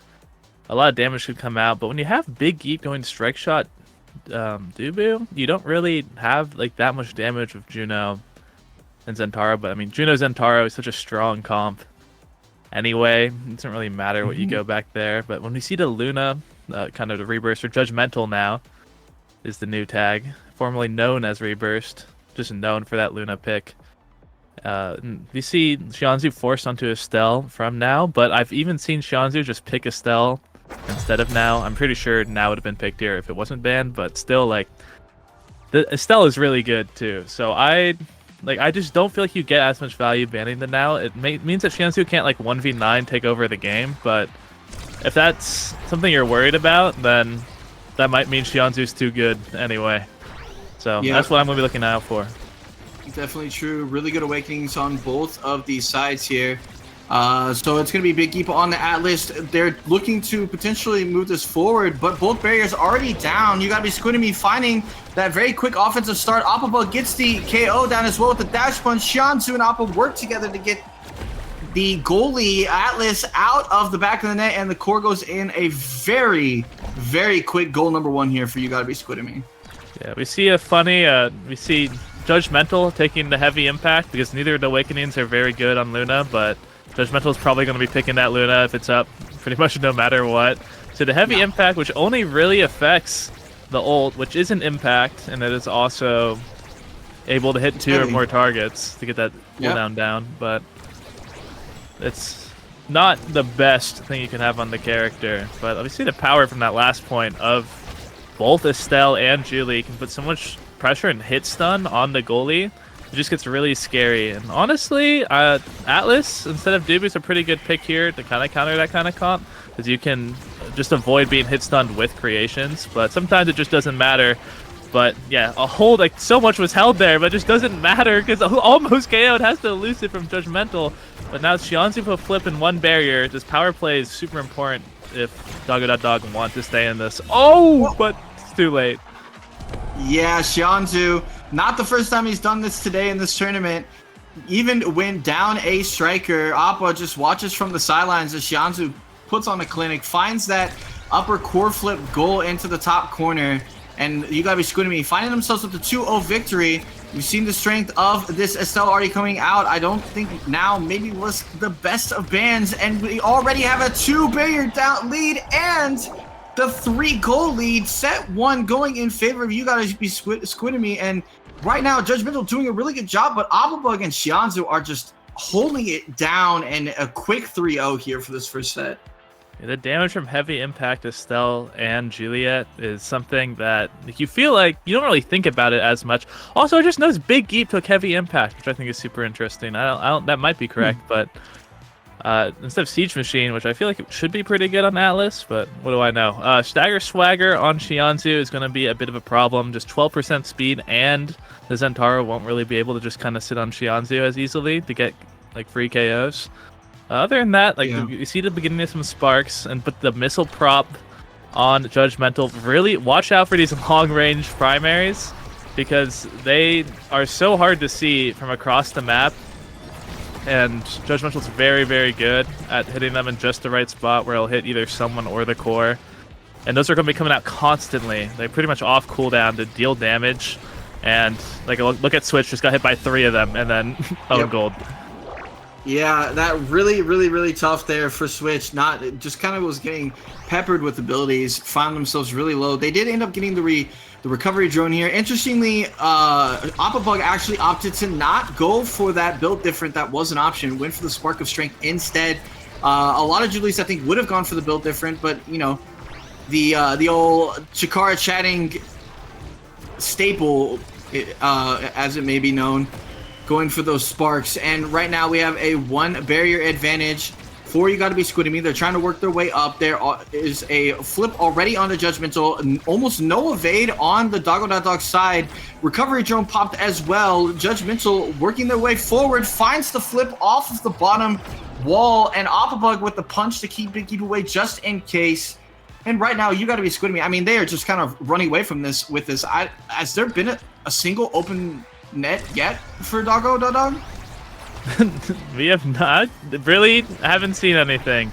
Appabug just playing to the Appabug play style. Even maybe can unironically, many people have done this, compared it to the Bell's play style of just staying forward and waiting for your dimer and then winning the 1v1. There's putting a lot of pressure on the Big Geep, which is something that Big Geep's having a really hard time dealing with. And Xianzu just winning the midfield so much is a huge deal. And Appabug getting the power play is going to make this probably a pretty clean, another pretty stompy point for chatting, and they get a KO for fun. I mean, Judgmental finds the rocket just to put insult to injury. Appabug What honestly an extremely impressive dash punch KO actually that Applebuck found. It was kind of coming backwards from the net side. I just, you know, when Applebuck sits up so long, it's really kind of hard as the midfielder to see that coming when you're looking forward so much. So definitely really tough. And then Fight or Flight comes on for Xianzhu. The Spark leadership needs to get picked up and isn't, and so now, I mean, there's not even an unstoppable pick for the Atlas here. It's looking pretty dire if you're Doggo.Dog. Yeah, this draft is pretty disgusting. Deadeye. Luna gets Deadeye. You can't really deny it. Spark of leadership taken with still 2 more sparks on the board, and like what you get in return, you get rapid fire, which is pretty good. And you get Hot Shot on Juno, but I don't think either of these things are really like solid enough win conditions to deal with like how many times you're getting KO'd and how many times you're losing both barriers. But so far, we see like one of the first times that Doggo.Dog has an advantage over You Gotta Be Squidding Me. Yeah, they are looking pretty good to start off this third set. I mean, they looked extremely good in their winner semifinal matchup, so it was a little bit surprising to see them kind of getting rolled over a little bit, but it is going to be You Gotta Be Squidding Me. Working forward here, finding the first barrier of the point. Applebuck with a very threatening flurry, but Judgmental missing the strike here at the bottom. I think if they had just been a little bit more patient, maybe would have been able to find that strike, but instead, the first goal of the entire game so far for Doggo.Dog, and Appa said, you know what? This is what you get, but Xianzhu immediately answered back by switch, and it finds the KO on that flip. Applebuck taking a ton of damage from the Atlas, which is really, really kind of shocking. Forward life a little bit, and the flip comes down from Switch, looking to find this second barrier, not able to do so. Switch though does get it up to Swoopin, who is there solo, but instead for their troubles gets the recovery drone pop. Judgmental sitting there with the flip as well. Right now, Squiddemy is trying to answer back. Applebuck looking for that KO. Xianzhu trying to finish it as well, but Switch does a really good job of staying alive. And, you know, right now, it's a little bit more of a stabilized game here, but Doggo.Dog with a lot more fight in this third set here, Fudgy. Yeah, maybe this Hot Shot is actually a really big deal in being able to control this midfield against Xianzhu. But the KO is still going to come out eventually. It is going to be 2. Applebuck finding 2 KOs in a row. It's up to Big Geep to hold, but that's going to be the other barrier. And Judgmental is coming in with flip, but it will be denied from Switch. Applebuck gets the dimer, and it's just going to hit that in. Big Geep loses the 50. And another thing I want to point out that's I always found interesting about Judgmental is that this guy is Canadian, which means on Central, which he will always be with Applebuck, he's on like 84 ping, like minimum, to Denver. Yeah, and so, playing like a beast, regardless. Yeah. Oh, and there you see, like, but he just knows. Like, he's already like ahead of it. I don't remember. Is he a controller player too? Because I'm pretty sure. I think he is. I actually think he is. Player. So, it's the controller squad. Yeah, just. Looks like a lot of things going on there, but always making it look good, and especially if the Luna too. It's just look at that damage, bang. Oh. Yeah, Deadeye with the Luna. You know, the heavy impact start is just making it so difficult right now. The spark of strength as well with the leadership that Appa got, and there's just too much power coming out, and Appa finds the punch. And something that's really important about You Gotta Be Squidding Me's game is, I mean, Xianzhu is incredible at finding the passes to Appa, who somehow manages to find himself in perfect passing lanes almost every single like time the core comes forward. Judgmental is a really like cool pickup for them as a goalie as well, because Judgmental is so good at keeping that midfield pressure down with their midfielder and doing a really good job of, you know, making it really tough for the goalie to kind of deal with the immense amount of pressure that they kind of come underneath. Switch goes for that flip, didn't actually manage to find it. Judgmental has to use a flip of their own. Appa not really able to take control of the core here, and right now Doggo.Dog trying to take advantage of this, you know, one barrier lead that they have, and they have to find a way to answer this. Otherwise, it looks like Squiddemy may be knocking on the door of making this a 3-0 winners finals, which would definitely not be really what we expected to see here, Fudgy. Yeah, I was expecting a close game, but the own goal is going to finish it. Applebuck will make it not an own goal technically by getting that last strike on, but the unfortunate night market bounce is going to be what ends that game. And a really dominant performance from You Gotta Be Squidding Me. And I really want to see it run back. I want to see it run back where Julie is banned, because Appa Bug is like, you can't just ego Appa Bug on this character. Appa, a lot of people kind of remember him as being like a bit of maybe not like a top level player, but he's really evolved over time. He has a lot of things really well, and he does them well on Julie, more than any other character. And I think if you don't respect that and just ban the Julie, then you'll be having a much better time, and there's just like more ways to win. Xianzhu, though, like, we look at the midfield gap this game. Xianzhu didn't even get the now, was target banned, and it didn't matter. Still got Stagger Swagger and Fighter Flight, and just completely took over with 125 redirects to Sloopin 66. That is insane. That's an insane midfield canyon that they tried to overcome with a ban, but maybe they need to look elsewhere if they're going to find a win in games like this. Yeah, what's even crazier about that too is that Xianzhu is not really somebody who like dribbles a lot. Like Xianzhu is very forward facing with their strikes. They don't really like do a lot of vertical dribbles. They don't do a lot of like dead touches. Most of the time when they're striking the core, they're striking it forward. They're striking it up to get into position for Appa. So the fact that there's such a big difference there is actually that much crazier, honestly, to me, especially against the Juno. But I agree. I think that Dog definitely would be interesting to see them go into a run back against Appa Bug without the Julie. But regardless, it's going to be You Gotta Be Squid Me with a very convincing 3-0, 9-1 victory going on to the grand finals. And it's going to be Dog moving down into the losers finals, which will be our next matchup. But we do have a few best of ones until we get there. So we will be back with, I believe right now it's scheduled with the losers finals. We'll see what we end up coming back with, but we will be back soon. So don't go anywhere.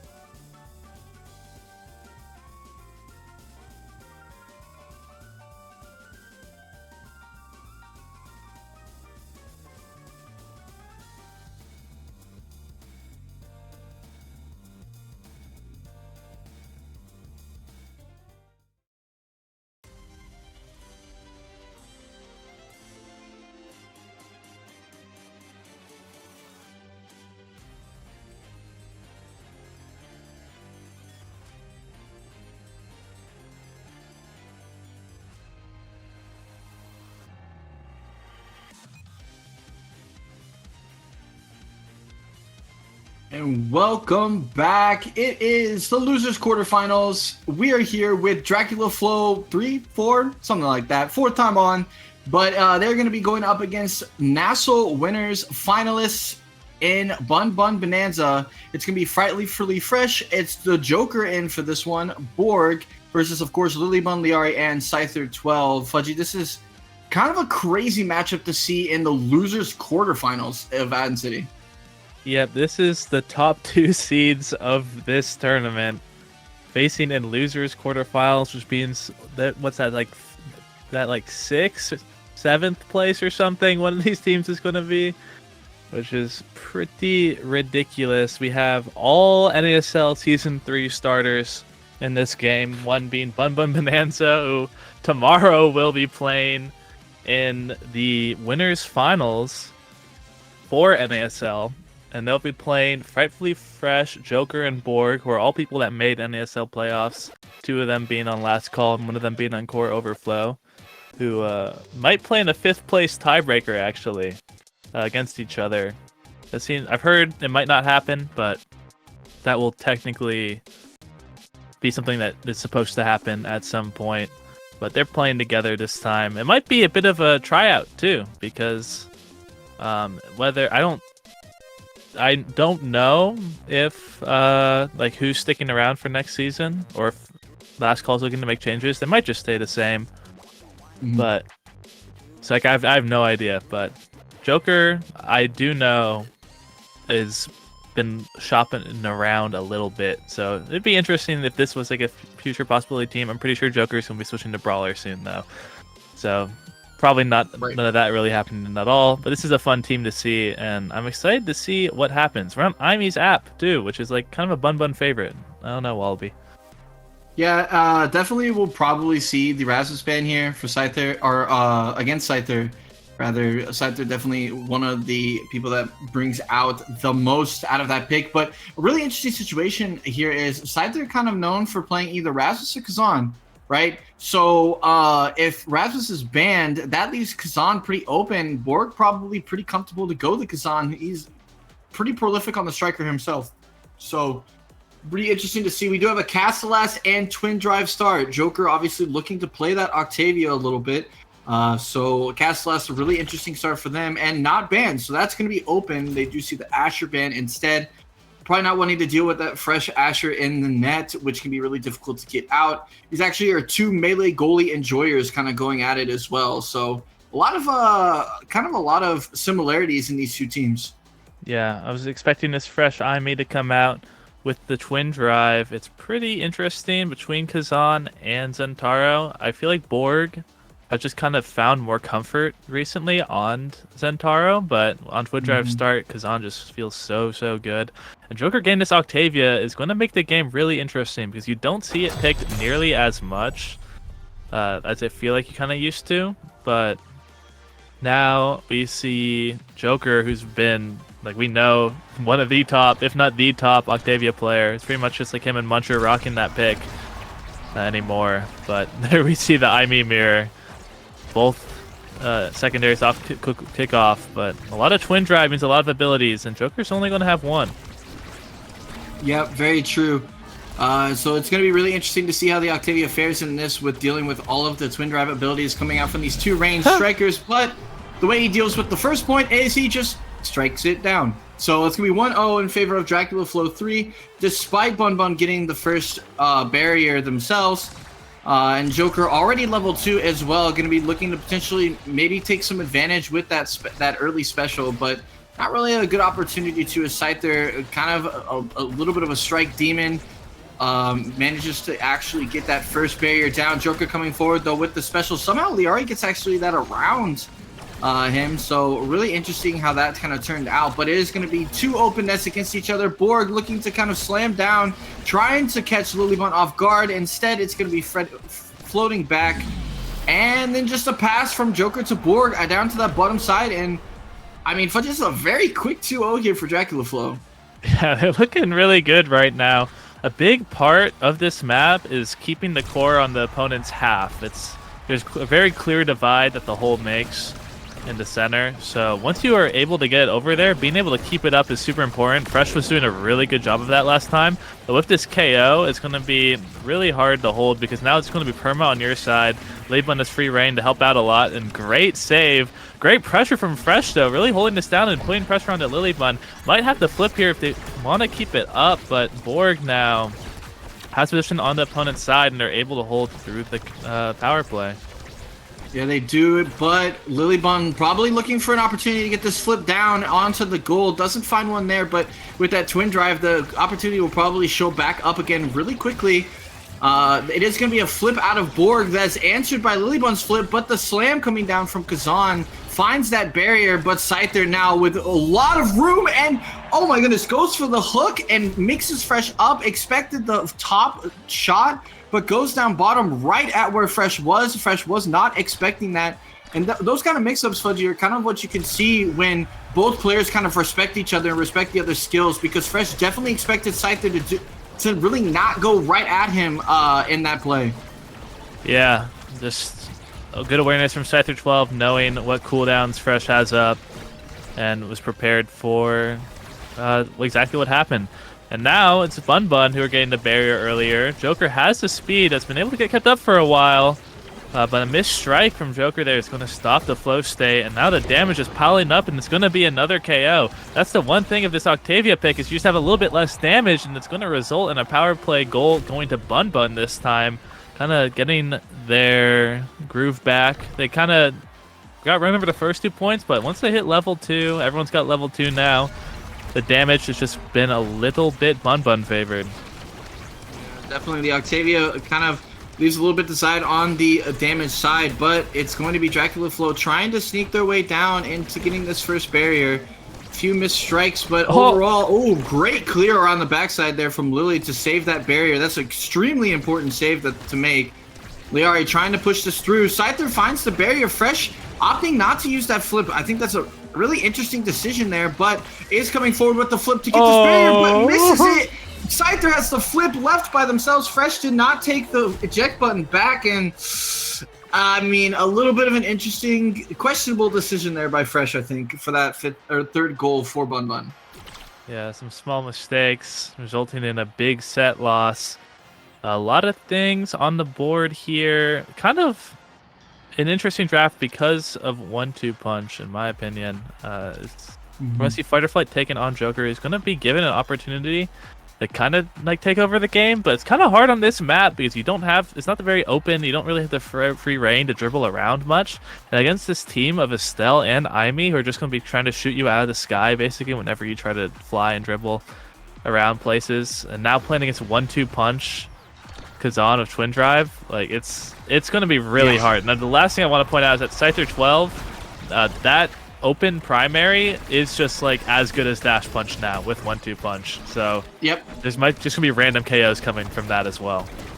Yeah, Kazan, with being extremely balanced like it is, definitely can find some KOs from some really crazy spots, as well as Lily doing a good job of taking that Stagger Swagger away from Joker, probably the only option that they had really of trying to find a way to live. So it's gonna be really difficult, but we're talking about living. Liari finding themselves to be staggered here, so they're trying their best to sort of find a way to get out and have impact without dying, but it is so easy to die on this map. You can die from anything like a Kazan primary off the back of the opposing net, and Joker gonna waste no time with the power play, uses the special to get it forward, and finds that bottom corner. Goal number 1 going to Dracula Flow.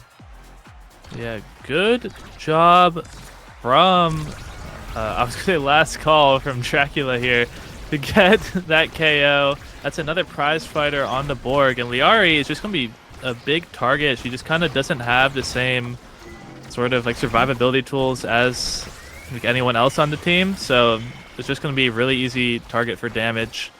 But now Lilybun, who doesn't have any evade, is getting run down by Borg. And Joker, who has the speed and the core, even if they don't score, the speed is just going to build up. And Lilybun grabs the orb, though, which isn't going to matter because it's going to be put in from Frightfully Fresh. It's just whoever gets that initial damage is going to have a huge advantage, and the prize fighters are going to be stacking as well.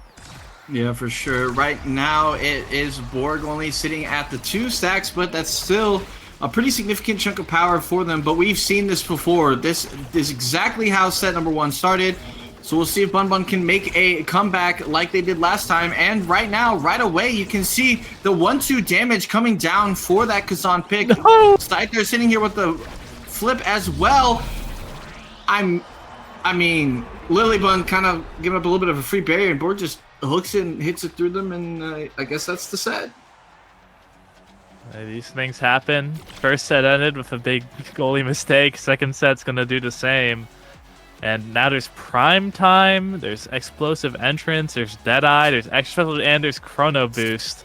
I mean, even specialized kind of. Yeah, it's so like everything is BIS for everyone. So you get to decide what you want to deny. And we see the Chrono Boost is going to be denied. That makes a lot of sense. Don't want that Octavia having Castle S Chrono Boost. But the explosive entrance is going to do like a lot of the same things Chrono Boost would have done for this Octavia. Once you have Castellast, it's not as powerful as it used to be. But once you have Castellast and you already have that extended flow state length, getting another Speed Awakening is kind of what you want, like as soon as possible. And now that Joker has that, there's a good chance that there's going to be a lot of core control as we see that round, just complete dominance from Dracula Flow. Yeah, and what's really also tough in that draft is that Liari had the spark. She had the spark of focus, so losing the spark of resilience is kind of the only defensive option that she really had left. So she's going to be even more susceptible of a target than she already was without that defensive awakening. But it's going to be point number 1 going to Dracula Flow. Bun Bun trying to find an answer here, but the Octavia just has so much speed, but finding themselves really low here. Kazan and Octavia both trying to find a way to live. The hook comes through from Borg to pop that extra life that Scyther has, but they just can't seem to find a way through. Liari trying to make it work here. Oh, I froze. It's all you. The Joker has flipped now, has been getting absolutely knocked around this entire point. What's not going to matter because Fresh is going to dime up Borg, but Borg is too old to react, and Lilybun is also a little too old. Might have not had strike up. Actually, I think it might have been like a misstrike that got owned, but this is like kind of interesting though, because I feel like if there's a big mistake maybe on that draft not taking that spark, it's Joker getting the Chrono Boost might not matter if you can just kill Joker, which should kind of be the plan anyway. With the comp you already have, I kind of feel like you have the best comp you could into Octavia, and really there's not much Octavia should be able to do to sort of counter it, but Borg being able to stack up damage is kind of a big deal in preventing the damage output from going too way much in one direction. But Scyther 12 is going to do a little bit of cooking, and the 1-2 punch is going to give that much extra speed to make that primary knock that one in. You know, really good play there from Scyther, using that hook to hit it to the bottom side. It looks like Liari and Scyther also looking to get a little bit of a switch here. Maybe they're hoping for more of that damage to come down onto Joker with the cell up at the top and Kazan matching. Lily going around the backside, trying to find that clear out. Does manage to get it. Scyther can't figure out a way to get that barrier. It goes back around the other side. A little bit of a sad boys moment for Dracula getting that out. Liari can't really find a way up forward. Scyther is just running for his life here, but gets hooked by the Kazan. They do. Bun Bun manages to find the barrier somehow. So that's going to be a huge advantage for them. Fresh going for the save, uses the eject button to get back. Does have flip, so it's not super dangerous. And the core is going to find its way back down the board, who strikes it down at the bottom. And Bun Bun now looking in danger. Our national finalists are looking like they are in danger of going 7th place in the Ahten City. Is Ahten City the most stacked tournament of all time, or what? Bun Bun has not had a great weekly record pretty much in the past multiple weeks.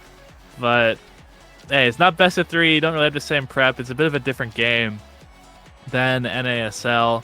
And Lilybun, it's kind of interesting because I haven't seen Lilybun pick these melee goalies that have been heralded by Bun Bun Bonanza nearly as much in weeklies. She's been playing a lot of IME. I'm not sure if it's a for fun thing. I don't know if it's we want to deal damage thing because it's good to deal damage. It's hard to tell. Maybe it's a start thing, but either way, this hasn't been going too well for the Bun Bun Bonanza Squadron, is what I would say if they didn't just absolutely dominate that point. One kickoff, Lilybun ults, and there's just no way to save that barrier. And like again, like I Joker has like one of the best Octavia builds you could ever have, and even then, there's still so much room. Scyther 12 has Knife's Edge, like something we, and like they just got Spark of Leadership plus Spark of Focus, so there's even more damage coming out. There's just so much here that Bun can use to win this game, and we're going to see if it's all enough, or if like Liari's going to get KO'd first. Yeah, for sure. That Knife's Edge obviously really scary on Amy Zap. But the quick strike definitely like a really solid way of getting some core control, and the core is just gonna sneak through. Scyther doing a little bit of murdering at the bottom side as well as it just goes down, and Fresh finds himself on the wrong side as that core gets down into the net. A quick 2-0 lead here for Bun Bonanza, but they need to finish this out if they want to have a chance, if they want to bring this to set 5, which would be massive for them. Especially if they do this, make it really quick and potentially get some really good picks up on the Awakening draft. And Liari's going to make it happen. Fresh doesn't ever even get a chance to use that flip. And the hit stun comes through from the primary on the Estelle. And Bun Bonanza, with no time wasted, make this a set 5. Yeah, that was quick. That was really quick. And we have Spark of Strength on the board. It's kind of scary with rapid fire also there, because now Kazan is going to be kind of ridiculous with rapid fire, twin drive, primetime, heavy impact. But yeah, board might sometimes not have abilities, maybe. But I mean, Scyther 12 does not have a weak build either. So both Kazans honestly kind of almost able to match each other in damage. I do feel like Borg is a slightly better build, but Scyther 12 having Knife's Edge on Imisap and 1-2 punch is just enough to match, especially if this upcoming power, everyone on the team just gets 20 more power. They're already now at 170.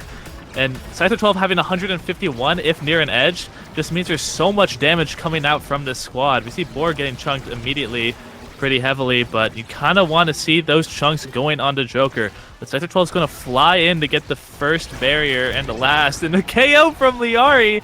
This should lead to a goal here, and it's going to. Lily Bun's going to finish it off, and once again, sub 30-second point. Yeah, looking pretty good from Bun. Yeah, and you know, Scyther is one thing that's really interesting about Scyther's build that's kind of unique to his playstyle is that 1-2 punch is huge for the strikes on the Kazan, and like right as I actually talk about it, you see that red core coming out with that second strike. That is really important, not just for the damage that it provides, but also for the extra scoring opportunities that it provides as well. But Scyther's going to find their recovery drone knocked off. Lilybun doesn't take the eject button back, elects to stay forward and uses their core flip to take the barrier. But their barrier was in danger, but they managed to save it. And right as I speak, lose it again.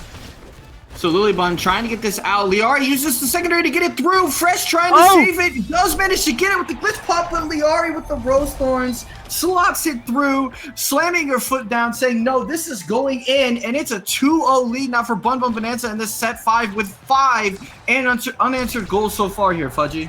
In these fully scaled teams in set 5, it's just the damage is going to reign supreme. Joker just cannot play the game right now. This doesn't have the same strength in the character as the other ones, and so far that's been a huge deal and leading to this game's possible conclusion.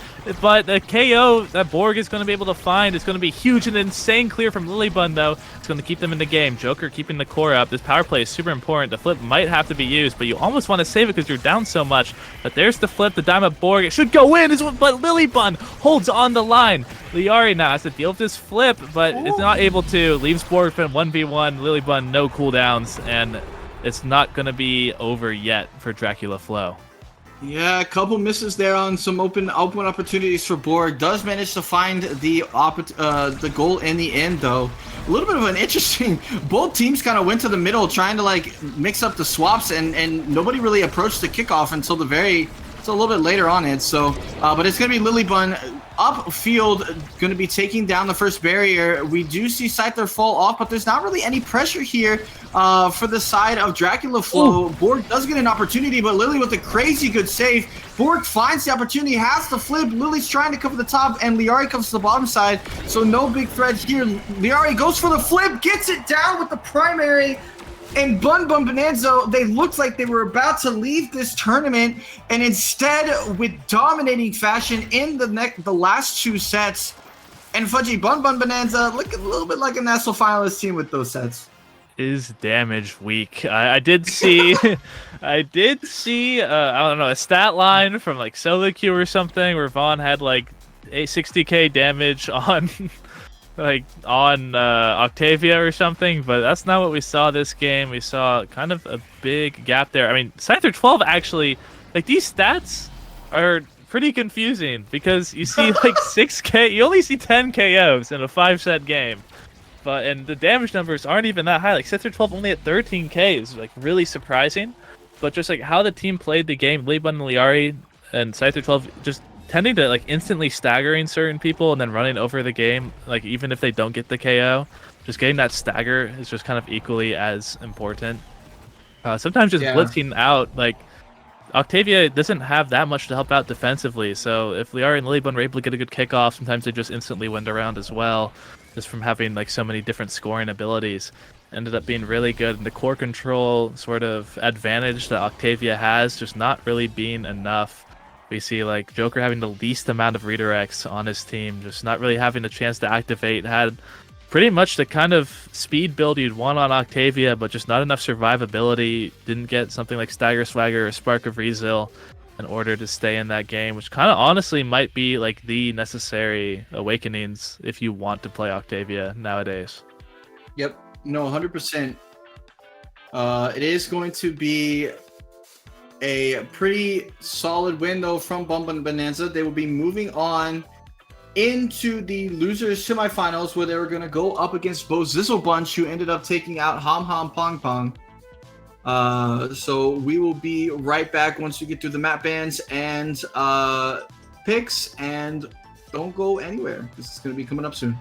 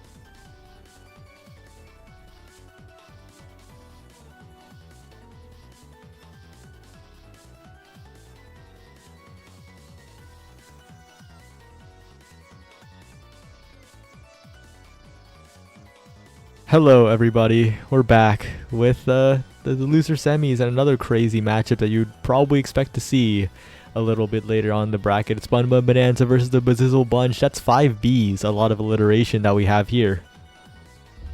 Yeah, I mean, that's Bun, and then it's Bun, and then it's Bonanza. That's like 3. And then it's Bazizzle Bunch, and that's like 2. That's like a bunch, I think. Yeah, a bunch of Bs. And it's going to be an interesting matchup here because Bun Bun Bonanza, as we have been talking about, historically, not exactly the greatest in these weekly tournaments, but in this losers bracket, maybe turning in a little bit of a round in that set 5 win against Dracula Flow, taking out Plink Plonk earlier in the bracket as well, and now against the Bazizzle Bunch. Yo, I'm looking at the bracket. The bracket's crazy. Yeah, Plink Plonk beat Final Destination in losers round 3. This tournament, what happened this tournament? Well, Plink Plonk lost the course control? Killius didn't Alright. wake up. Killius didn't wake up. Okay. That makes sense. So, like, wait, in-game or out of game? Like, out of game. Okay, that's what I assumed. Dude, that'd be insane if you said that in-game.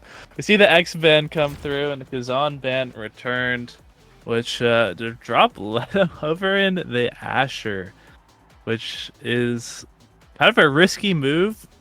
But now they know that it could be Dubu forward, but it's probably Dubu goalie, which Asher is like better than into than Asher goalie. But I'm scared to pick Asher forward ever, pretty much, because if the opponents have like an Asher goalie, then it's just like such a disgusting matchup, brawler wise. But we'll see if it works out.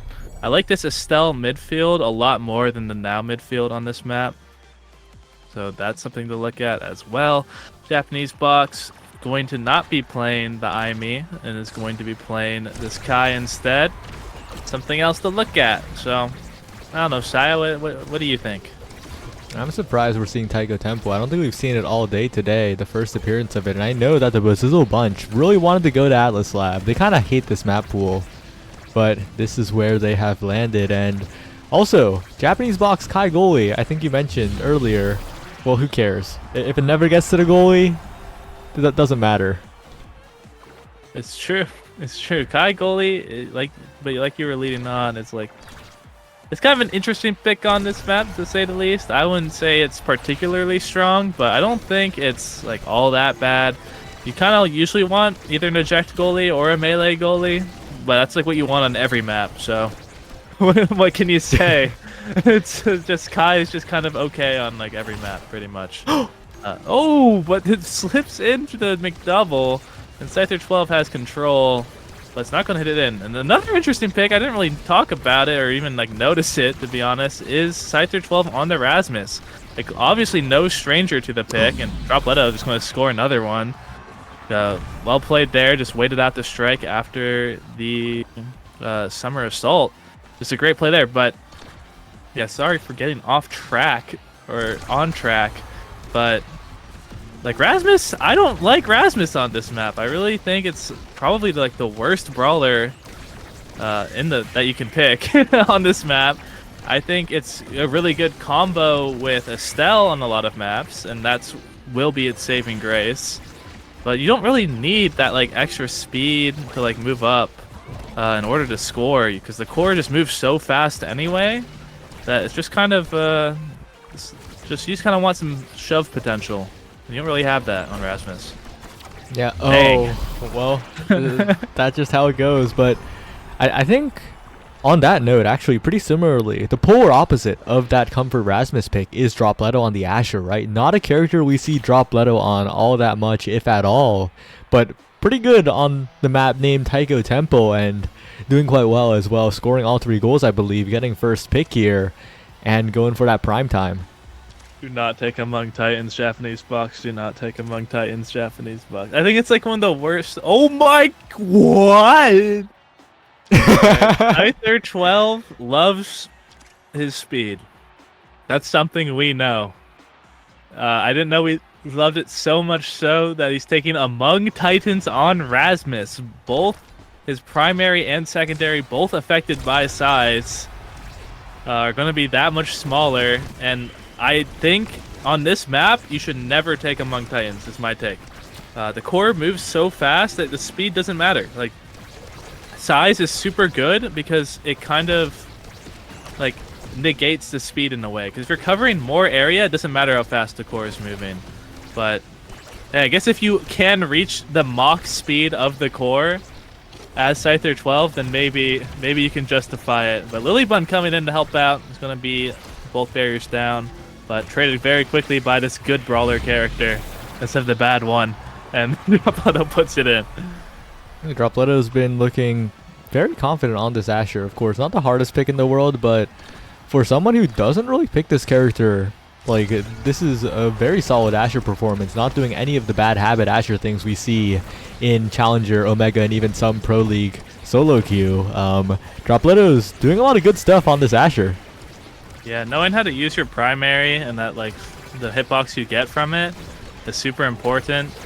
Like, if you use it too early sometimes, or like use it too far away from the core, then you're just kind of wasting your primary and not using it to the best of its ability.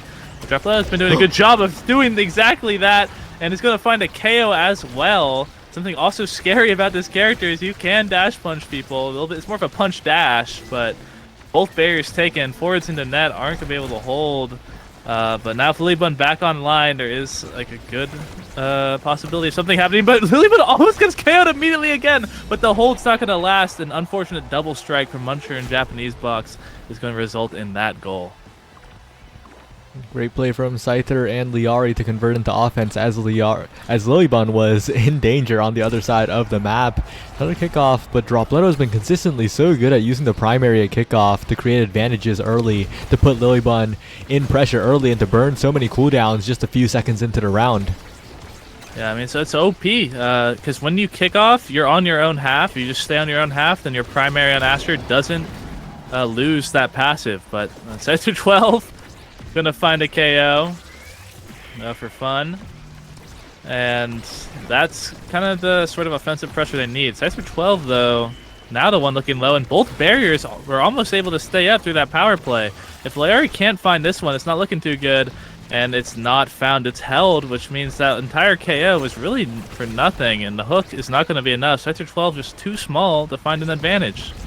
Japanese Box now trying to pass it down, and actually Scyther isn't able to intercept there. It's defended by Muncher again, but this time Liari is the one who takes the barrier on the other side. Scyther with an opportunity, but the pendulum swing is just a tiny bit too small, like you were saying, and now Liari and Scyther need to find a good passing play here, but it just slips right past, and now Dropletto and Muncher in position with flip available on the now can find something here, unless Scyther has something to say about it. Interrupted by Muncher with the flip, but flip from Lilybun, interrupted by Dropletto with the pat splitter, and Dropletto has 3 million strikes against the wall as Japanese Box is saving, and Scyther and Liari with one more passing play, but Muncher saves the strike, saves it away, gives Bozizzle Bunch another chance here as Muncher continues to send the core forward. Yeah, it's going to end with Liari getting the score, but Dropletto and Muncher were playing really exceptional at that point to bring it back. Japanese Box just kind of needs to find their footing, and then I think it'll be a bit, it could like go from a close game to a stomp. But also, like, Liari got the barrier and the goal, and that's what I was kind of saying about the saving grace to their comp being, the, like, even though, like, despite having Rasmus, who just struck War 2 people, but I mean, that is not Rasmus. Let's be clear, that's just Scyther 12 being a beast. And it just goes in. Like, it's just hard. I think I see where they're going with this comp. They're not playing Rasmus as Rasmus. They're playing Rasmus as a character that Scyther 12 is comfortable on, that has speed on a button. And maybe that's all Bum Bum Bonanza need. That might be it. You can get your size back here, but I think Fighter Flight is going to be taken instead. Just the Giga Speed build continues to evolve. Next up, it's honestly not too many options. The BD is going to be taken to get that increased size, which is pretty good, but Unstoppable is going to be let through if, just kidding, it's going to be Siege Machine. That makes a lot of sense, but I'm pretty surprised Japanese Box didn't opt for the Unstoppable. It feels really, really nice into Estelle, especially. It's also pretty good at dealing with Rasmus primary, but that honestly hasn't been the big issue. The issue has been Scyther 12 just striking the core really, really well, and Liari hitting primary as soon as it gets to the goalie. Yeah. So we'll have to see. As you were mentioning earlier, yeah, Japanese Box not really finding their footing. I has been the cornerstone of the defense for this team, taking those early strike wars very, very well and making it easy for Japanese Box. If Japanese Box can really get into the game and let I roam freer in the midfield, I think that could be the difference maker here, because right now it's Dropletto basically solo, as I has to be a little bit careful, always keep that special up to jump back at any opportunity like we're seeing here. Yeah, just keep it up in that core. Liari now has control, which is just scary. You don't want Liari to have a space in front of the net. Is able to play with Scyther to get that one in. And it's what, I don't know. I don't know what the plan is here, because I don't think there's like as much you can do with Bozo's comp at this point. Sector 12 just kind of got everything. What? Saya, you go. I don't know. The crazy particle accelerator out of nowhere takes both barriers, as Dropletto now with no meter to flip burned away by Lilybun, as Japanese Box and I have a lot of meter here. They're pushing forward. Dropletto again. I to the bottom side, defended by Liari with a flip available. Bottom side trapped by the path splitter and the triangular drone from I. Just perfect burst offense from Bozizzle Bunch.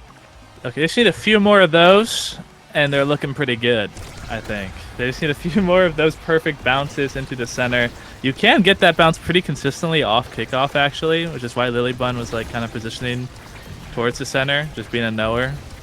That Muncher will go for stuff like that. But Sector 12 not going to find anything off that flip. The Muncher are going to be able to save the flip, but it's going to be immediately blocked instead. Liari almost gets a goal, but good clear from Japanese Box. Sector 12 once again too small, but it's going to be Lilybun who has the bounce to hit that one in.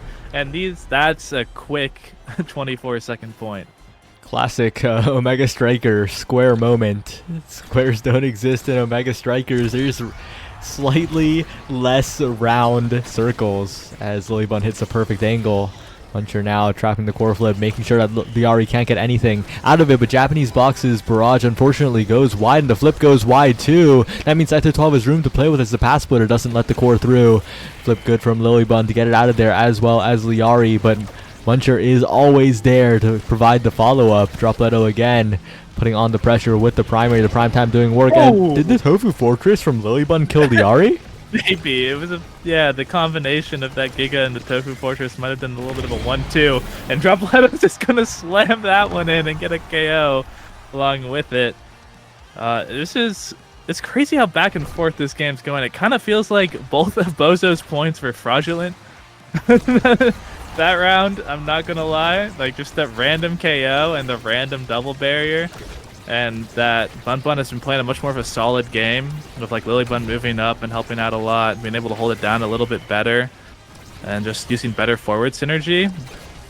But it's going to be, once again, a lot of damage on the Liari, and the KO is going to leave it in a power play, and it's looking really good for Bozizzle. Yeah, Dropletto piloting this Asher very, very well, putting on so much pressure alone, and if I can get into position around Scyther, Japanese Box pushing up, the rotations coming in for Bozizzle Bunch, but maybe a little too much, as Scyther, with the incredible speed, pulls through for the barrier on the other side, but Lilybun on the clear, just barely missed. Scyther, one opportunity with Liari, Japanese Box saving, winning the strike wars as Dropletto pushes up. Japanese Box in the midfield trying to give Dropletto a quick opportunity, winning the strike wars is Dropletto, but Liari clears it away, good barrage, but Lilybun with the summer assault takes Dropletto out, and Scyther mixes Japanese Box to the moon. Bun Bonanza 2-1 up in sets. That was a close one. Okay. Just the KOs going a little back and forth. Lilybun has quite a few options here. There's Spark of Leadership, Spark of Agility, Team Player, Timeless. Any of those could be taken here, but maybe just leaving stuff up. No, we're going to see that be taken. I don't quite remember. I think maybe there's one Spark still left. But yeah, I think Spark of Cooldown still out there. So if it goes to another set, that's going to be pretty scary if Lilybun can grab that. But the Size Awakening's traded. The Timeless is actually pretty huge for Muncher. I think Timeless is like, honestly, like as good as Mani on this map, because you want those like lasting creations to help you out and give you more space on the fast moving core. And your secondary size and a lot of the spaces on this map is like pretty like similar in effectiveness with Timeless as it is with Manu. So pretty big pickup there as well. So I can definitely see this going to a fifth set.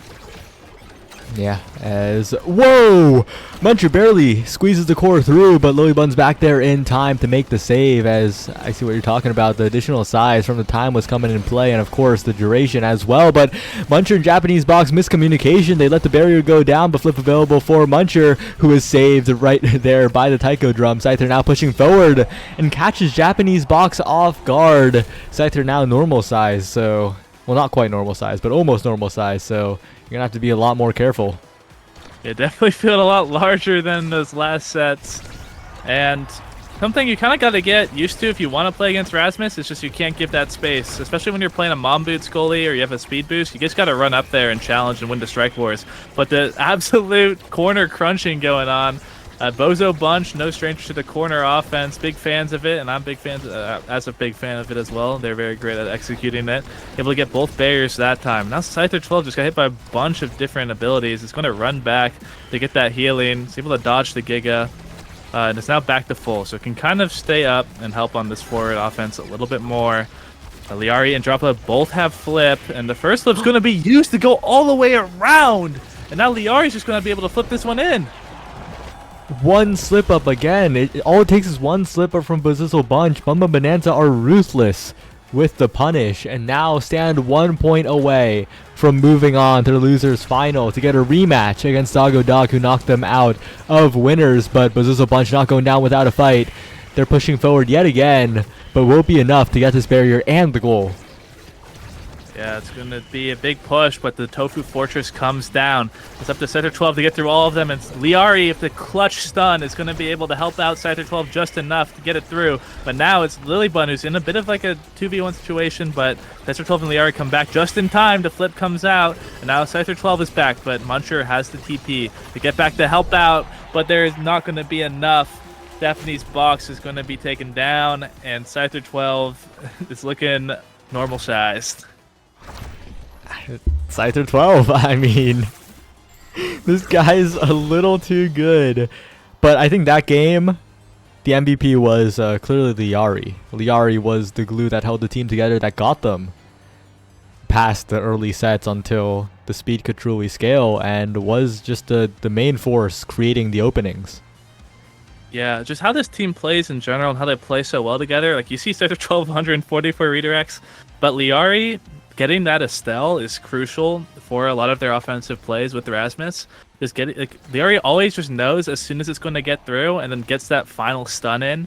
That either, like, whether it hits the core or not is not as big of a deal as the goalie just being stunned, allowing the team to work. So, kind of interested to see, like, versus Bun. A lot of people tend to ban Rasmus a lot, so Scyther 12 can't take over.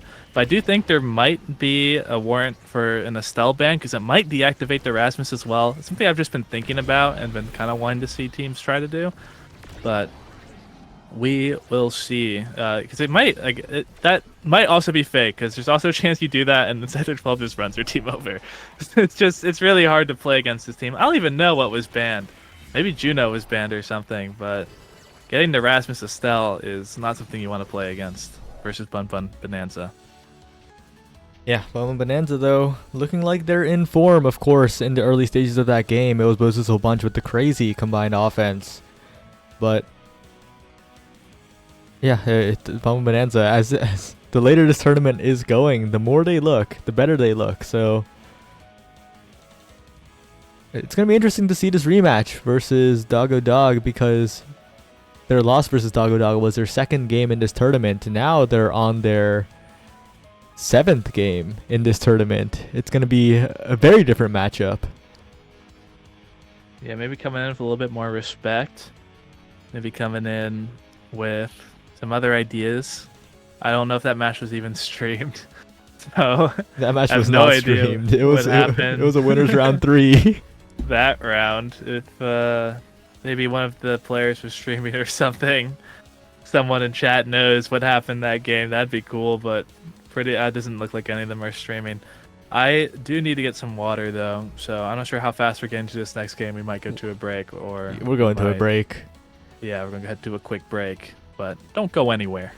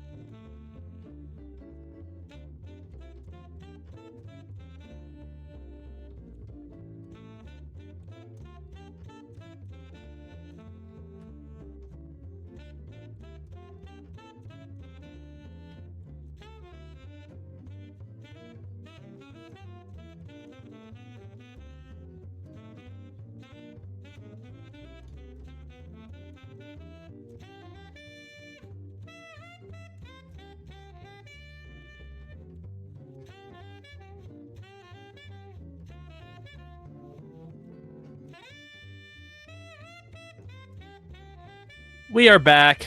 It's Doggo.Dog, aka Quest Esports, but instead of Hamster, Quest is Big Geep playing goalie and Super playing midfield, versus Bun Bonanza, the NASL finalists who have been going through the losers run of a lifetime. Going through final decision. Going through Plink Plock, Dracula Flow 3, which is just 3 NASL players, Boozle Bunch, which is like 2 2.5 NASL players, yeah, 2.5, the NASA player, and now is playing 2 NASL players.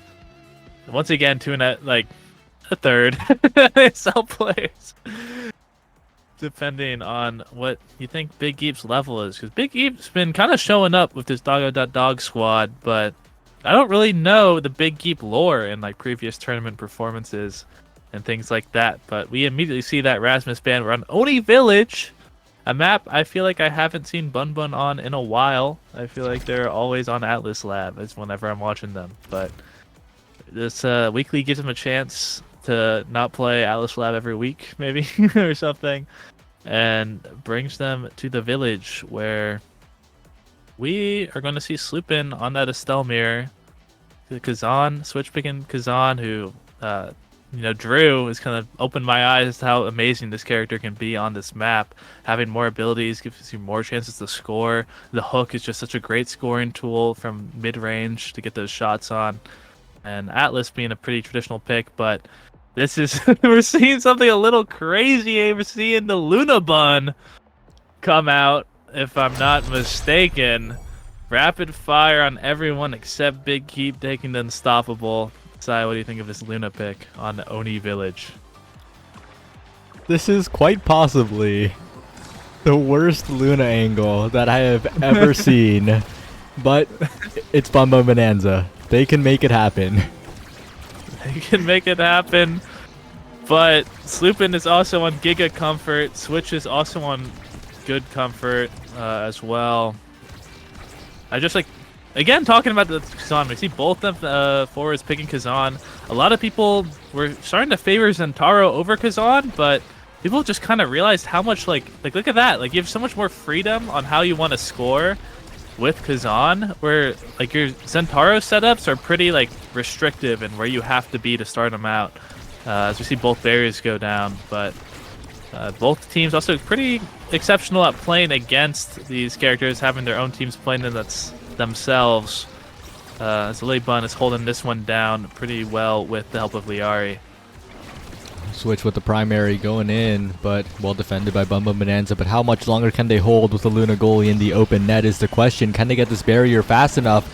Big Geep, though, on this Atlas has been defending for what seems like forever. Flip available for Switch, and Lilybun defends it away, but the Crystal Thorns from Sloopin will take the first goal of the game, and Big Geep on this unstoppable Atlas just seems like a complete wall on these Oni Village barriers. Yeah, even just like the size of Luna, if you're not like super comfortable with it, can kind of get you. I feel like it kind of got Lilybun there. Had a really good primary whammy in order to prevent the flip, but then just kind of misses the strike afterwards. With the fly, Lilybun comes in and kind of like misses, but they get the barrier anyway. Now Sector 12 trying to finish this one off, and the flips are traded, but Big Geep's going to be the one coming out on top. Now Switch has the space, should be able to score, but Lilybun walks up in just the right range to call that out, and the dribble is not going to be enough. And now it's going to be an offensive opportunity for Bun Bonanza. But Liari's just kind of getting covered by Switch right now. Switch in a good position. But Sloopin moving up primary could be pretty dangerous because it's a really important tool offensively and defensively. But the KO on Big Geep is going to lead to a power play, and the Switch can hold possession. That's pretty much their only chance at keeping this goal, and it's over. Yeah, well punished by Bun Bonanza, especially Switch for getting that KO. Not Switch, I mean Scyther. Wow, as brawler names that starts with S and have a similar number of characters or something like that, but nothing too bad for Doggo in that point. Like, that's not like the death knell of their team. They were playing quite well, and if they're a little bit more aware of the Lilybun dashes, I think this game, especially with those crazy passing plays around Liari, Doggo are in position to win it. Yeah, we see on defense, Liari plays like really hard defense on that second barrier, which can kind of lead to some pretty precarious situations when Switch gets the goal. It's like if basically means like if one barrier's taken, only one of them is around to defend the second one. While like I kind of prefer trying to like lightly help defend the other one, but especially when you have like Luna goalie, you kind of need to help Luna just defend the one barrier and pretty hard in my opinion. But Sector 12 is just going to run up and solo get both barriers versus Atlas and then score solo 1v3. And that's kind of what you want to see when you're Bum Bum Bonanza. Yep, Bum Bum Bonanza coming in big with the plays, but once again, Dog. They're chilling. As long as Big Geep can hold this barrier, but Liari might have something to say about it. Great save from Big Geep. Great patience on the strike, and Sloopin follows up. As Lilybun trying to get a dash, but not quite. But Scyther with the follow-up. Big Geep did not expect that in time, and now Sloopin and Switch have to put in a lot of work on this barrier. Yeah, maybe a little bit too much respect being given almost to this Luna. It's like cannot cover that much, especially once you get that dash out of the way. There's the dash, which means pretty much everything's open right now.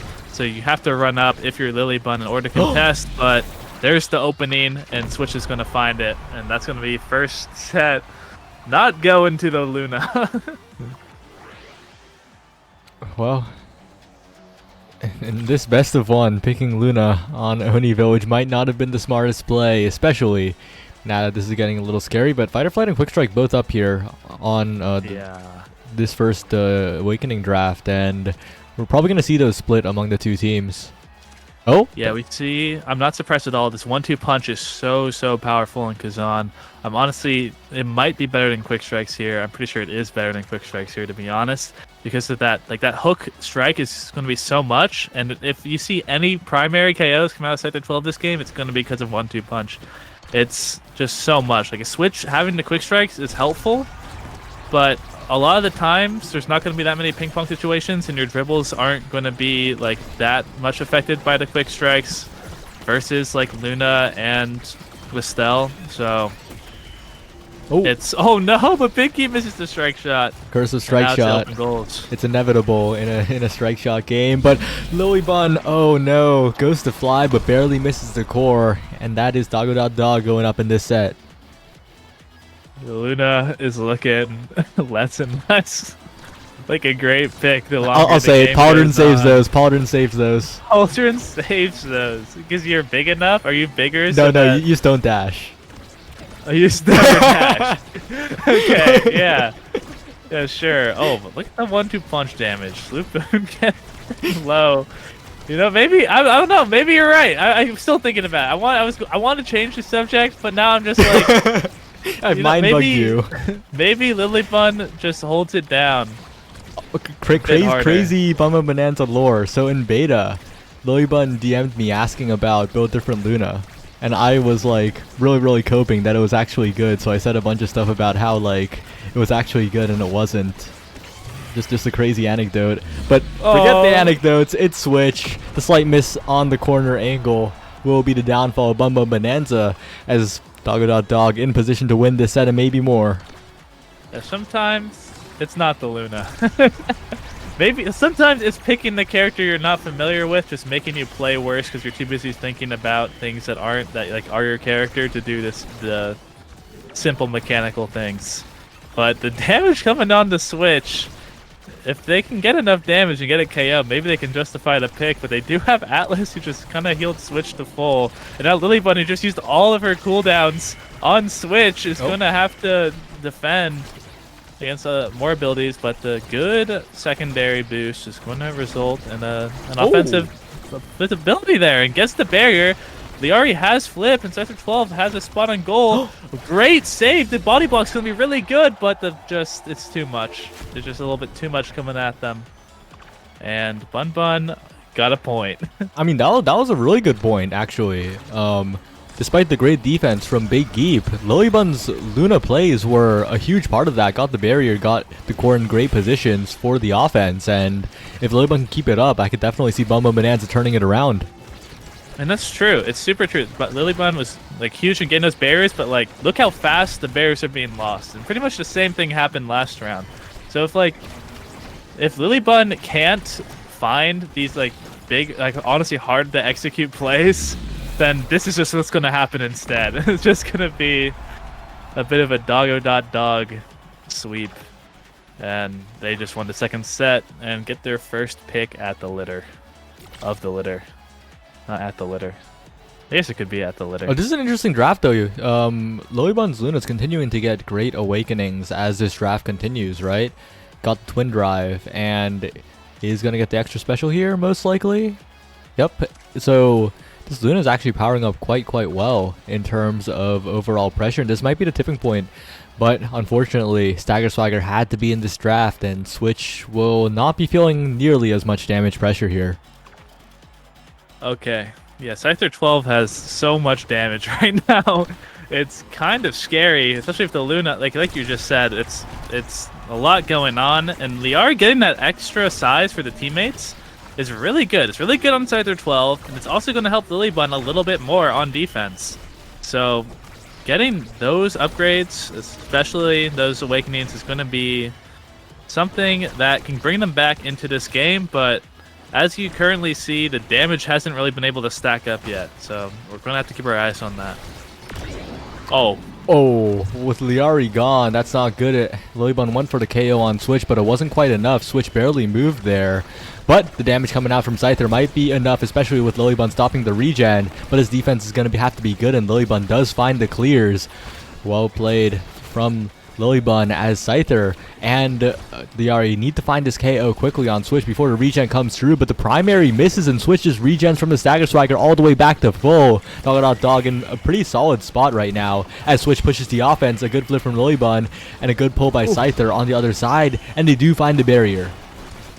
Yeah, Switch barely going to miss that. Honestly, haven't seen that much value out of his quick strikes, even in the rounds they're winning. So really looking for that right now, but Lilybun is not going to be able to catch up to that. It's good range away from the Estelle, though, to help out.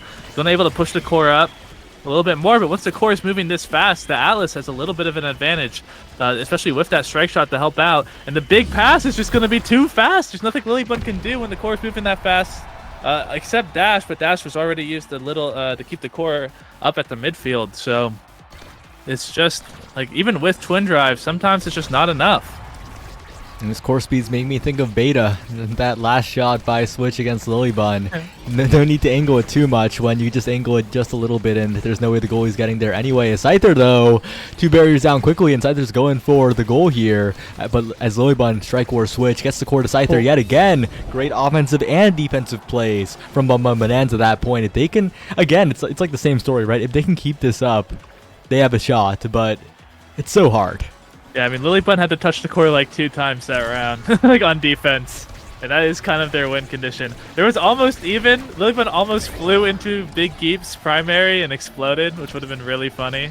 But didn't end up happening. But this time, a pick for Bun Bun, which is like really what they need to win, is to get these KOs. It's kind of all they have right now. But yeah, there's the barrier taken. Kind of a late power play. But the flip will be used. But Lilybun flies in and is going to get that goal. That coverage was crazy, too. Had a rocket for the bottom side of Big Geep. Somehow won the strike war and sent it down there. Again, Lilybun looking pretty practiced on the offense on this pick, but I think there's something that a lot of the more experienced goalies say about Luna goalie, and it's that the more important part of Luna goalie is the defense. The offense just comes naturally. That's true. You do just fly in and you're covering something. So it's pretty easy to help get those barriers. It's not, well, it's not easy, but it's, whoa, Big Geep just gets out. It's not easy, the defense is just harder. Yeah, exactly. But hey, there's the offense coming in clutch. Lilybun scores that one. He gets at least 2 goals that round. I'm pretty sure exactly 2 goals that round, and gets MVP for it. So maybe more damage coming up here. Kind of a weird one with 2 sparks on the board, and both Estelle's last pick with the sparks. I think it's Hot Shot here. Yeah, I think it's Hot Shot too. But we do see Spec taken. You have extra special. So if you can get someone's evade off, especially with like Scyther 12, who has a lot of damage on that open secondary ult, then you can kind of find ways to get that guaranteed extra special ult onto people and just kind of KO them with that. So that's something you should look for. You should be calling with your team with and say, like, can you get Slupin's evade out, the Scyther, so that I can just KO Slupin for free? And instead of 12 says, shut up and let me 1v9 and gets both barriers. Maybe size is all that Scyther needed on this Kazan character, because with the size, Scyther is looking like a magician, conjuring these barriers and goals out of thin air. All Lilybun and Liari needs to do is hold the barriers for long enough, find the good passes, and Bum Bum Bonanza looks kind of activated. Yeah, something that we saw in NASL's Bells especially was highly prioritizing size on Kazan on this map. There was like a 1-2 punch option, which is super strong on Kazan. That was like built different, was taken over just like because of how much your hook and all of your abilities are affected by size. It just goes so hard when you're trying to get these barriers. So Sector 12 getting that is actually a huge power spike. It's very similar to Rasmus in a lot of ways, and your strike just being that much bigger, but it's already so huge. It's just a really big deal.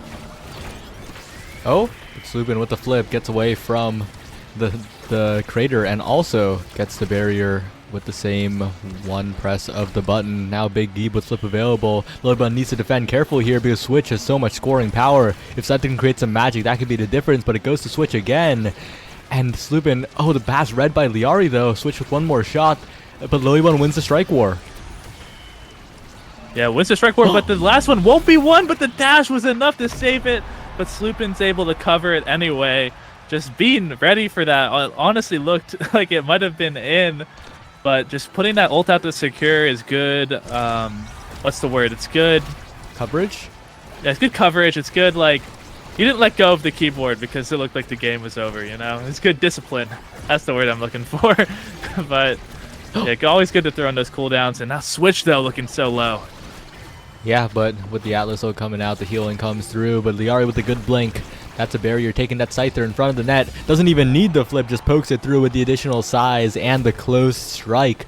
1 point for Bum Bum Bonanza. That's all they need to extend this game to the 5th set. And with all 3 members having core flip, if they can't get it, like, Dog are the best team in the world. It's true. It's going to be a really tough one to get through, but you do have an Atlas who has just creations to help counteract at least one of the flips. And the Switch is playing a little far back this game as well, just to kind of try and get through these flips, force them out.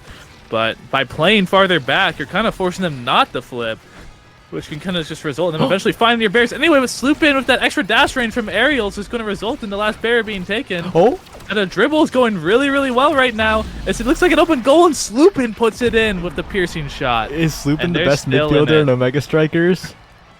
It might just be. Aerial's just such a huge pickup on Estelle on this map. Just Dash Awakenings in general just kind of put you on like anywhere you want. Like most of Estelle's abilities are pretty reactable, but you kind of have to predict the blink. The blink just comes out so fast that once you they have that dash range, it's just really hard to deal with as a goalie, especially as a Luna goalie.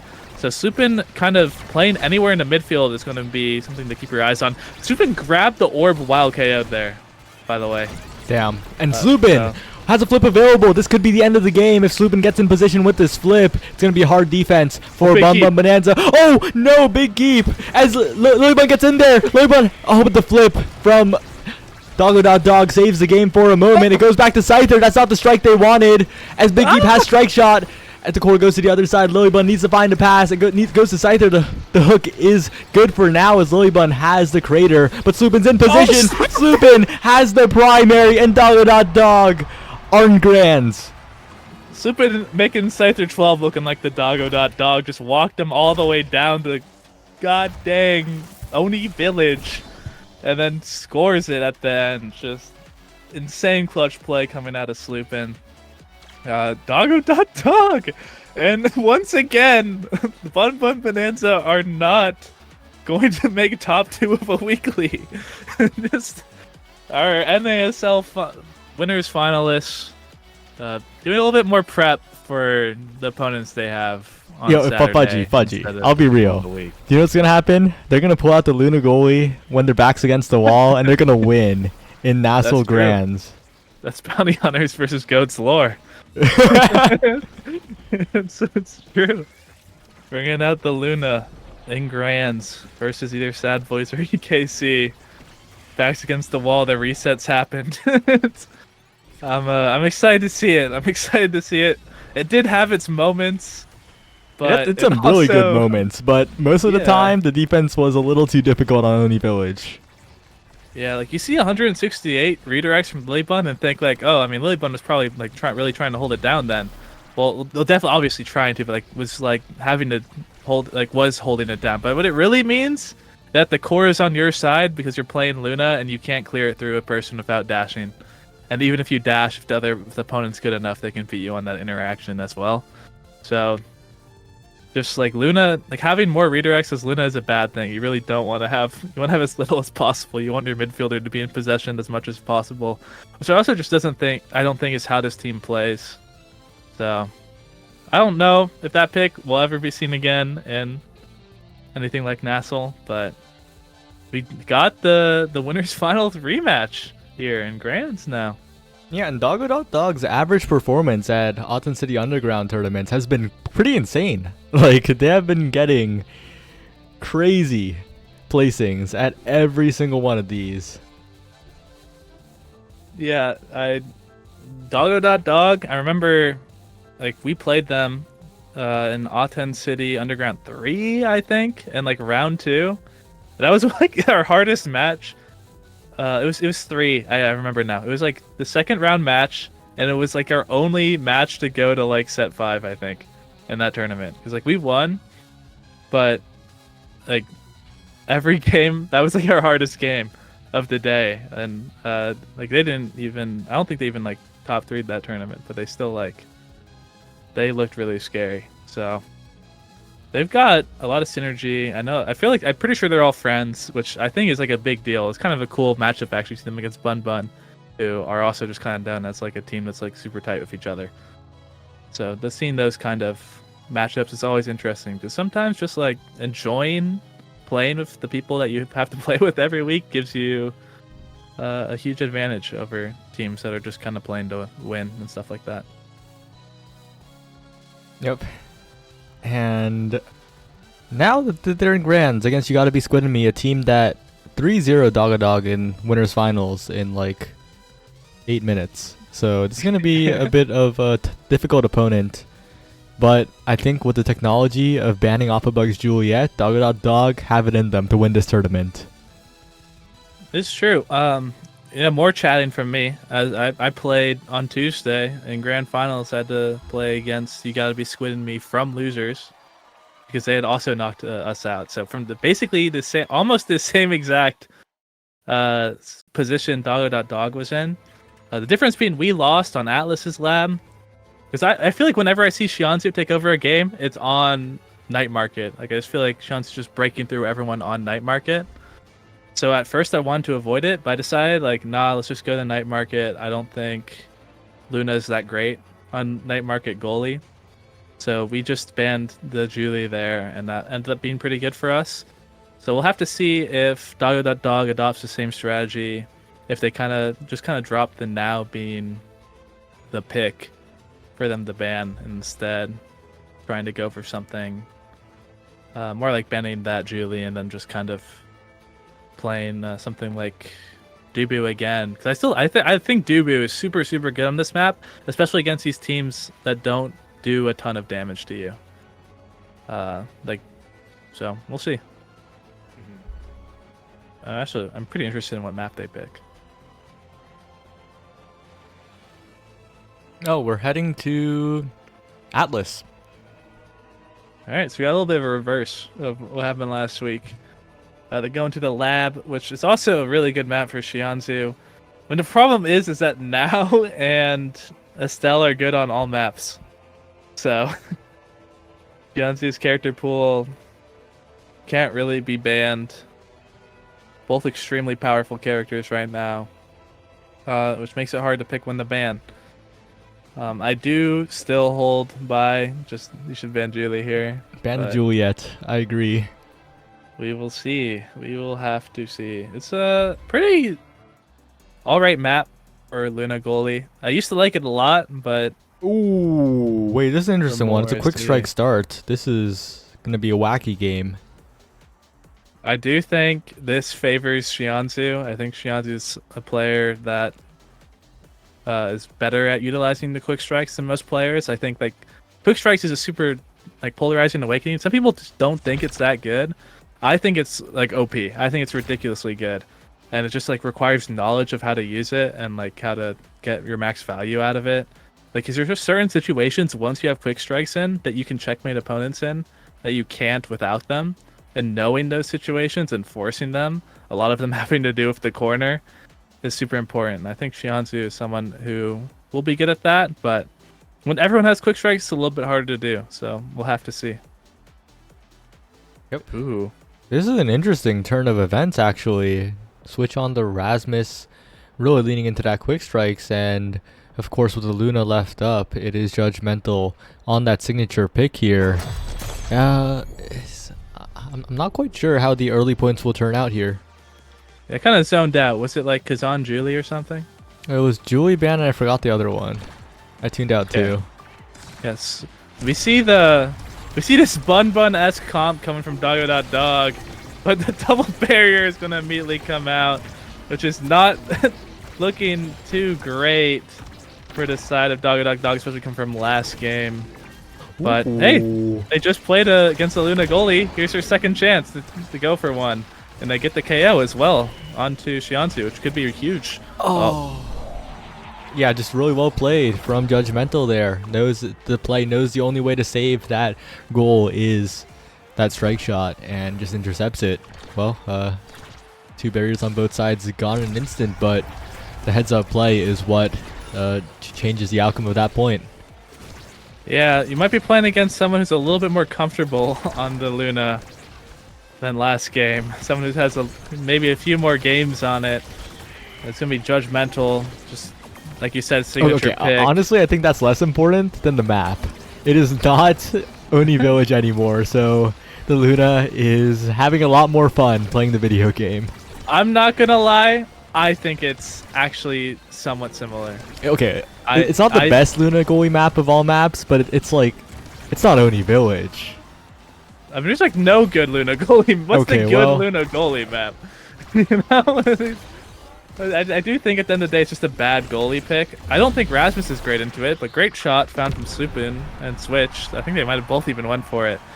But like also switching gears though, it's like I think more important though, it's like Big Geep went timeless instead of quick strikes, which is going to make some situations really, really rough on defense. Especially against the Asher of Bug. The quick strikes, doubly so, even quickly striking the core than a non-quick strikes. And I'll be real, timeless on Atlas isn't actually that crazy. Like, it's not that good. Yeah. Well, the double quick strikes is only when you're on defense, right? Like only when you have to. It's like something having to do. It's either goalie. I don't remember if it's goal box or your half. It's like I'm pretty sure it's in the goal box only. That you get that bonus. Strike speed. I'm pretty sure that's it, right? Okay, that's still confusing. Yeah, it has to be in the goal box. But ooh, Dimer. What a pass to Switch. Looking like Mama Manenza here. Dog. They are making these early points look much more decisive, especially with Bug off of that critical Juliet pick. And as long as Appa and Shianzu can't really get in Big Geep's face, as long as the midfield control is good, and that's part of the point of this composition, right? Having a little bit more midfield control. Yeah, it's pretty important for Shianzu to be able to kind of like help out on defense a lot and then like bring the core all the way up. Where Lupin just needs to get the core up and then stay in the midfield and keep it up or help score. But yeah, actually might have been savable. No, it was not. It was not savable. I think Big Geep trolled with the strike shot angle. But Big Geep hit like a perfectly vertical down strike shot angle that might save that. Yeah, I think that was the only way, but it was too late at that point. The Desperation Blink was the only thing that they could attempt, and it wasn't quite enough either. But Keep an eye on the Big meter Geep, here. Big Geep, don't clear that way. Don't clear that way. Luna's covering that. Yeah, kind of trapped in the corner there, but gets the flip out of Xianzu. Maybe an opportunity here for Dog. They're pushing up Sloopin and Switch, continuing to keep possession here with the quick strikes, but Judgmental gets the core Opabug, but that's a great elusive knock backed by the Astral Projection. And Opabug with the outplay wins You Gotta Be Squid Me the first set of Grand Finals. Yeah, and some great holds from from Judgmental that round. Using those quick strikes really, really well on defense. Like, knows what that strike cooldown is going to be and how to play around it. A lot of interesting draft choices here is Fighter Flight, Missile Prop, extra special team player. Letting Rasmus get the Fighter Flight is super scary, though. I do feel like you should deny that. So we'll have to see if that ends up being a big deal. I know that Judgmental loves Missile Prop. We've seen this taken high priority multiple times, just so you have that even more forward pressure with your rockets and more damage with your rockets. So we'll have to see if that results in something pretty big. Yeah, and this draft might just break the game wide open because, like you said, the Fighter Flight, Quick Strikes on Switch, that is the combination to solo carry a game, and Switch is just going to get in there. Yeah, and just immediately they kind of break through the middle. Supin gets a spot, an opportunity too. The one saving grace to playing against Quick Strikes Fighter Flight is that you also have Quick Strikes. So you can kind of contest it a little bit. Like, you can't just run through people as easily. But again, this damage. Like, Rasmus was just buffed for fun a little bit ago, and now just a little bit more damage, and now you just get KOs all the time. But there's the quick strikes. Judgmental just knows the speed. Big Heap does not have that same quick strikes, which results in the loss of a barrier. Xianzu goes for the shot, but Switch is able to defend. Now Opabug looking to crash in, but Big Heap finds the clear angle at the very last second, and now it's Switch's turn to go for an offense. Oh, but it sends it right into Xianzu, and that means You Gotta Be Squid Me gets one more chance at life here. Xianzu gets it past Sloopin, but Switch, one more shot here for Dog. Needs to convert on this opening to have a good shot here before the pressure can come through, but the center will actually interrupt the play attempt, and a flip burn from Judgmental. A KO onto Judgmental. Opabug stopped. But Big Geep. The fumbles from both sides, but it is Dog who are in the advantage still, and Xianzu in the massive net is not enough. And that was not the finest point, but Dog will take that any day of the week. Yeah, that was looking a little scary off of that flip. It was looking like it was over off the KO onto Judgmental. But, there's another one. This Big Keep finding the KO with the Astral Projection kind of gets flown into. And it's going to be another kind of rundown. Xianzu isn't really been able to hold it before, but this time it's going to be different. He's even able to hold the flip afterwards, and now Big Geep is the one on defense. But a great clear around Opabug, and a great clear behind the barrier as well. Big Geep making up for a lot as Switch converts immediately. Big Geep looking stellar on that point, and if they can keep that up, this could be Dog decisively winning the next sets. Alright, I don't know. I'm not going to know if I'm ready to give too much credit to Big Geep. He did the thing I don't like where he cleared it across and Judgmental got the hit that should have resulted in a barrier. That's what should have happened, and it keeps happening because of where Big Geep keeps clearing it. But that time gets a little bit lucky, gets bailed out by the Sad Boys angle. And now it's going to be Xianzu who's playing defense to get it in, and there's the flying Luna to finish it off.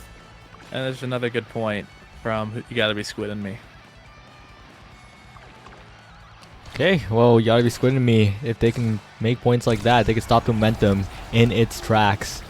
But with one barrier taken right off kickoff and Opabug looking low, this could be huge for Dog, especially with Sloopin winning that crucial strike where to stop the offense. Judgmental keeps the core up though, forces the flip out of Big Geep on the defense, but that's a good flip. But Xianzu doesn't care, has the coverage with the strike and the primary, and now Opabug will take the barrier, and on that defensive play, Xianzu turned the entire point around.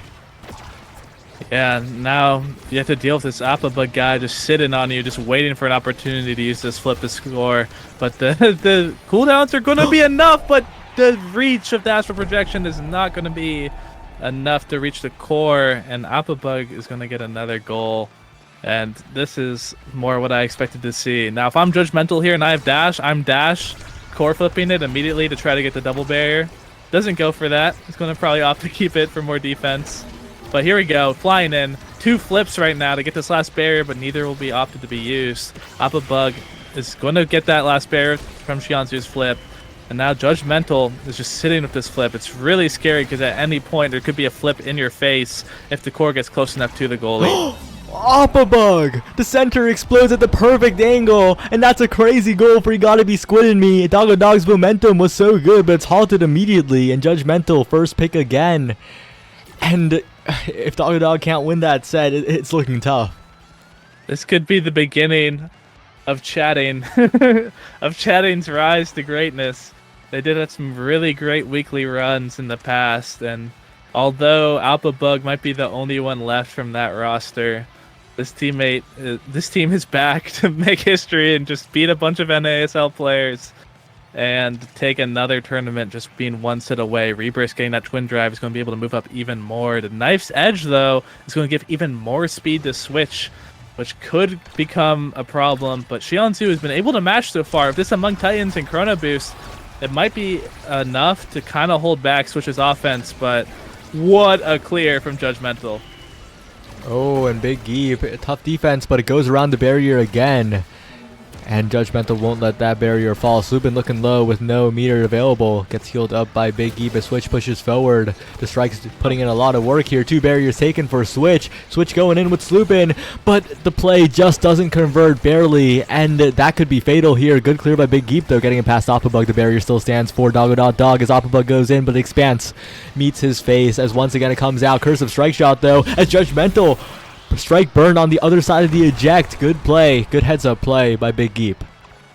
Yeah, sees the angle. It doesn't like even look open if you're Judgmental, so you don't expect it, but Strike coming out too early going to result in that one going in, like you said. And those are kind of how you want to dig at this team, is you kind of want to abuse the fact that they're playing Luna, that you can get these double barriers once the core's up pretty well, but the flip is going to take out one, and there's still 2 more to go. This point should really go to the side of Squidding Me, but they do have to get past this Atlas first. Big Geep on the defense has been solid so far, and Sloopin as well. Quest the esports goalie holding for now, but Big Geep has no cooldowns left. That's just a simple flip. But on the bright side, meters are low for You Gotta Be Squidding Me. Doggo Dog looking pretty solid coming into this next point, all things considered. Yeah, 1 flip used for barrier, 1 flip used for recovery drone, and the last one for score. But the instant KO coming out, I think that's probably Knife's Edge helping out a lot there. Just really good on Rasmus for not only just like the speed, but like what you just saw there. And it's gonna, the quick strikes is gonna be used to get the barriers. Like, once again, just kind of abusing the fact this person's playing Luna. Like, Luna doesn't have that many options once you get to that corner. But it doesn't really matter though if Appa Bugs keep able to get these setups, because Xianzu is just breaking through the midfield. And now Judgmental trying to help with that rocket, but Appa Bug and Xianzu just, look how fast Xianzu is just speeding through the enemy goal box. Big Geep needs to be careful, needs to heal up. Sloopin with the outplay though. Judgmental doesn't have the strike. A bit of a strange interaction, maybe network related, but that means Doggo Dog 2-1 up here and still maintaining a lot of their meter. Yeah, I think maybe like mispredicted the angle off of the side, but now that's going to be one of, at least one of maybe 2 dashes used on that defense. If they can dig this one out, it's pretty scary for Judgmental, but they're not going to be able to. Instead, Xianzu and Appa Bug are just going to hit to the corner and run through Big Geep. And there's the KO from Xianzu. Once, it's really scary when Now has flip, because you can find those pretty easily. Appa Bug maybe preemptively uses that flip, but it's not going to matter because it goes in anyway. And we're on tournament point 4. You gotta be squidding me. Such a scary proposition here. Judgmental with the flip up, and the flip still not charged up for Doggo Dog. They need to get out of this corner as soon as possible. They need to get it past Appa Bug and Xianzu and not let them trap it in the corner like they've done so many times. As Appa Bug rushes to the top side, that's 1 barrier gone, looking for the second. Xianzu sending it down over and over. Switch now with control for a moment, but it goes to Judgmental, cleared away. And that's a crazy strike war with the Now primary. Sloopin avoiding death by pixels, but still needs to find a way to create some offense here before it goes to the other side of the map, because the moment it does, Judgmental is going to go in. That's a flip to the bottom side. side. Flip burned from Big Geek, but score not found yet. Sloopin now with a lot of meter available. Applebuck dashing in. You got to be so careful. Shianzu with flip available. Wants to go to the bottom side, but Switch will block it away. And this is such a close point. Yeah, Supin, knowing that Shianzu's going to wait for that strike war, goes for the pass, and the pass is going to lead to that final barrier being taken. Now, Big Geep looking for the pass, but everyone's flying in, and it's going to be Applebuck who gets a strike off at the perfect timing, and that's going to be the tournament for You Gotta Be Squid and Me. Just excellent performance from this team, just going really dominantly winning all the games, at least I saw, against Doggo.Dog in this. And not only grand finals but winners finals as well, able to take down multiple high-level teams as well this tournament. They were also had to beat Dracula Flow 3, which is just like another team of 3 NASL players. So just great performance from them. I think Shianzu and Judgmental especially had a really good game in that finals. Applebuck, he's kind of a rock. He always just gets his job done if you can set him up for it. But in that game, he got set up quite a lot by Shianzu and Judgmental. So congratulations to them. Yeah, and of course, not a bad performance at all by Doggo.Dog. The winners finals was a bit of a sweep, but this one, I believe, it was 0.5 all 3 sets of the 3-0, so a lot closer than what just the 3-0 indicates. And they're really putting the pieces together, just couldn't clutch it out at the very end. You gotta be squidding me. We're just putting the pieces together, and of course, every game that I see Shianzu in, I mean, oh my. Shianzu is so scary, and yeah, again, just a very similar parallel to Muncher. Yeah, has Shianzu won a tournament before? Definitely. I'm wondering what, because I don't. Probably another one of the weeklies with the similar squad. I don't know how. I wonder how. I don't feel like has this squad been playing together that much. I don't know. Maybe I probably just didn't see chatting winner week or something. Maybe they won. I feel like because Shion's shop, they've gotten some insane upsets before, but that team was not really able to get too deep into tournament runs. But now, this team, that's this kind of Chikara chatting-esque team with Applebug and either Evil Drew Danger or Rebirth or Judgmental has just been able to have much better showings, kind of activate Shianzu. So it's been really cool to see Shianzu as a player that everyone's been kind of saying is next up for quite a while. Just kind of get that tournament win. And speaking of midfielders, though, Sloopin. We already knew Switch was cracked, but Sloopin had a crazy performance this tournament.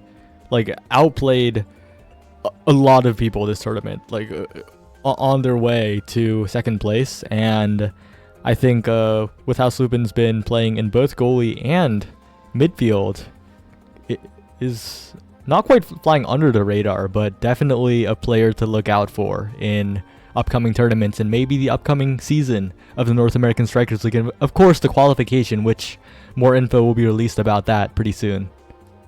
Yeah, I think Sloopin, honestly, probably a player that some people have been discrediting a little bit because they've only seen this guy on goalie, which is his off role. Just now being able to pick that midfield where he's a little bit more comfortable. You saw just that final point versus Bun was just Sloopin going crazy. Just outplaying Scyther 12, which is that's something you don't hear often. You don't hear players that aren't in top 5 teams in ISL just kind of doing crazy things against teams like Bun. But there you go. There you see Sloopin have a really good tournament. So I'm looking forward to seeing more Doggo.Dog. On that note, thanks for watching, everyone, and see you tomorrow for the finals of the North American Strikers League.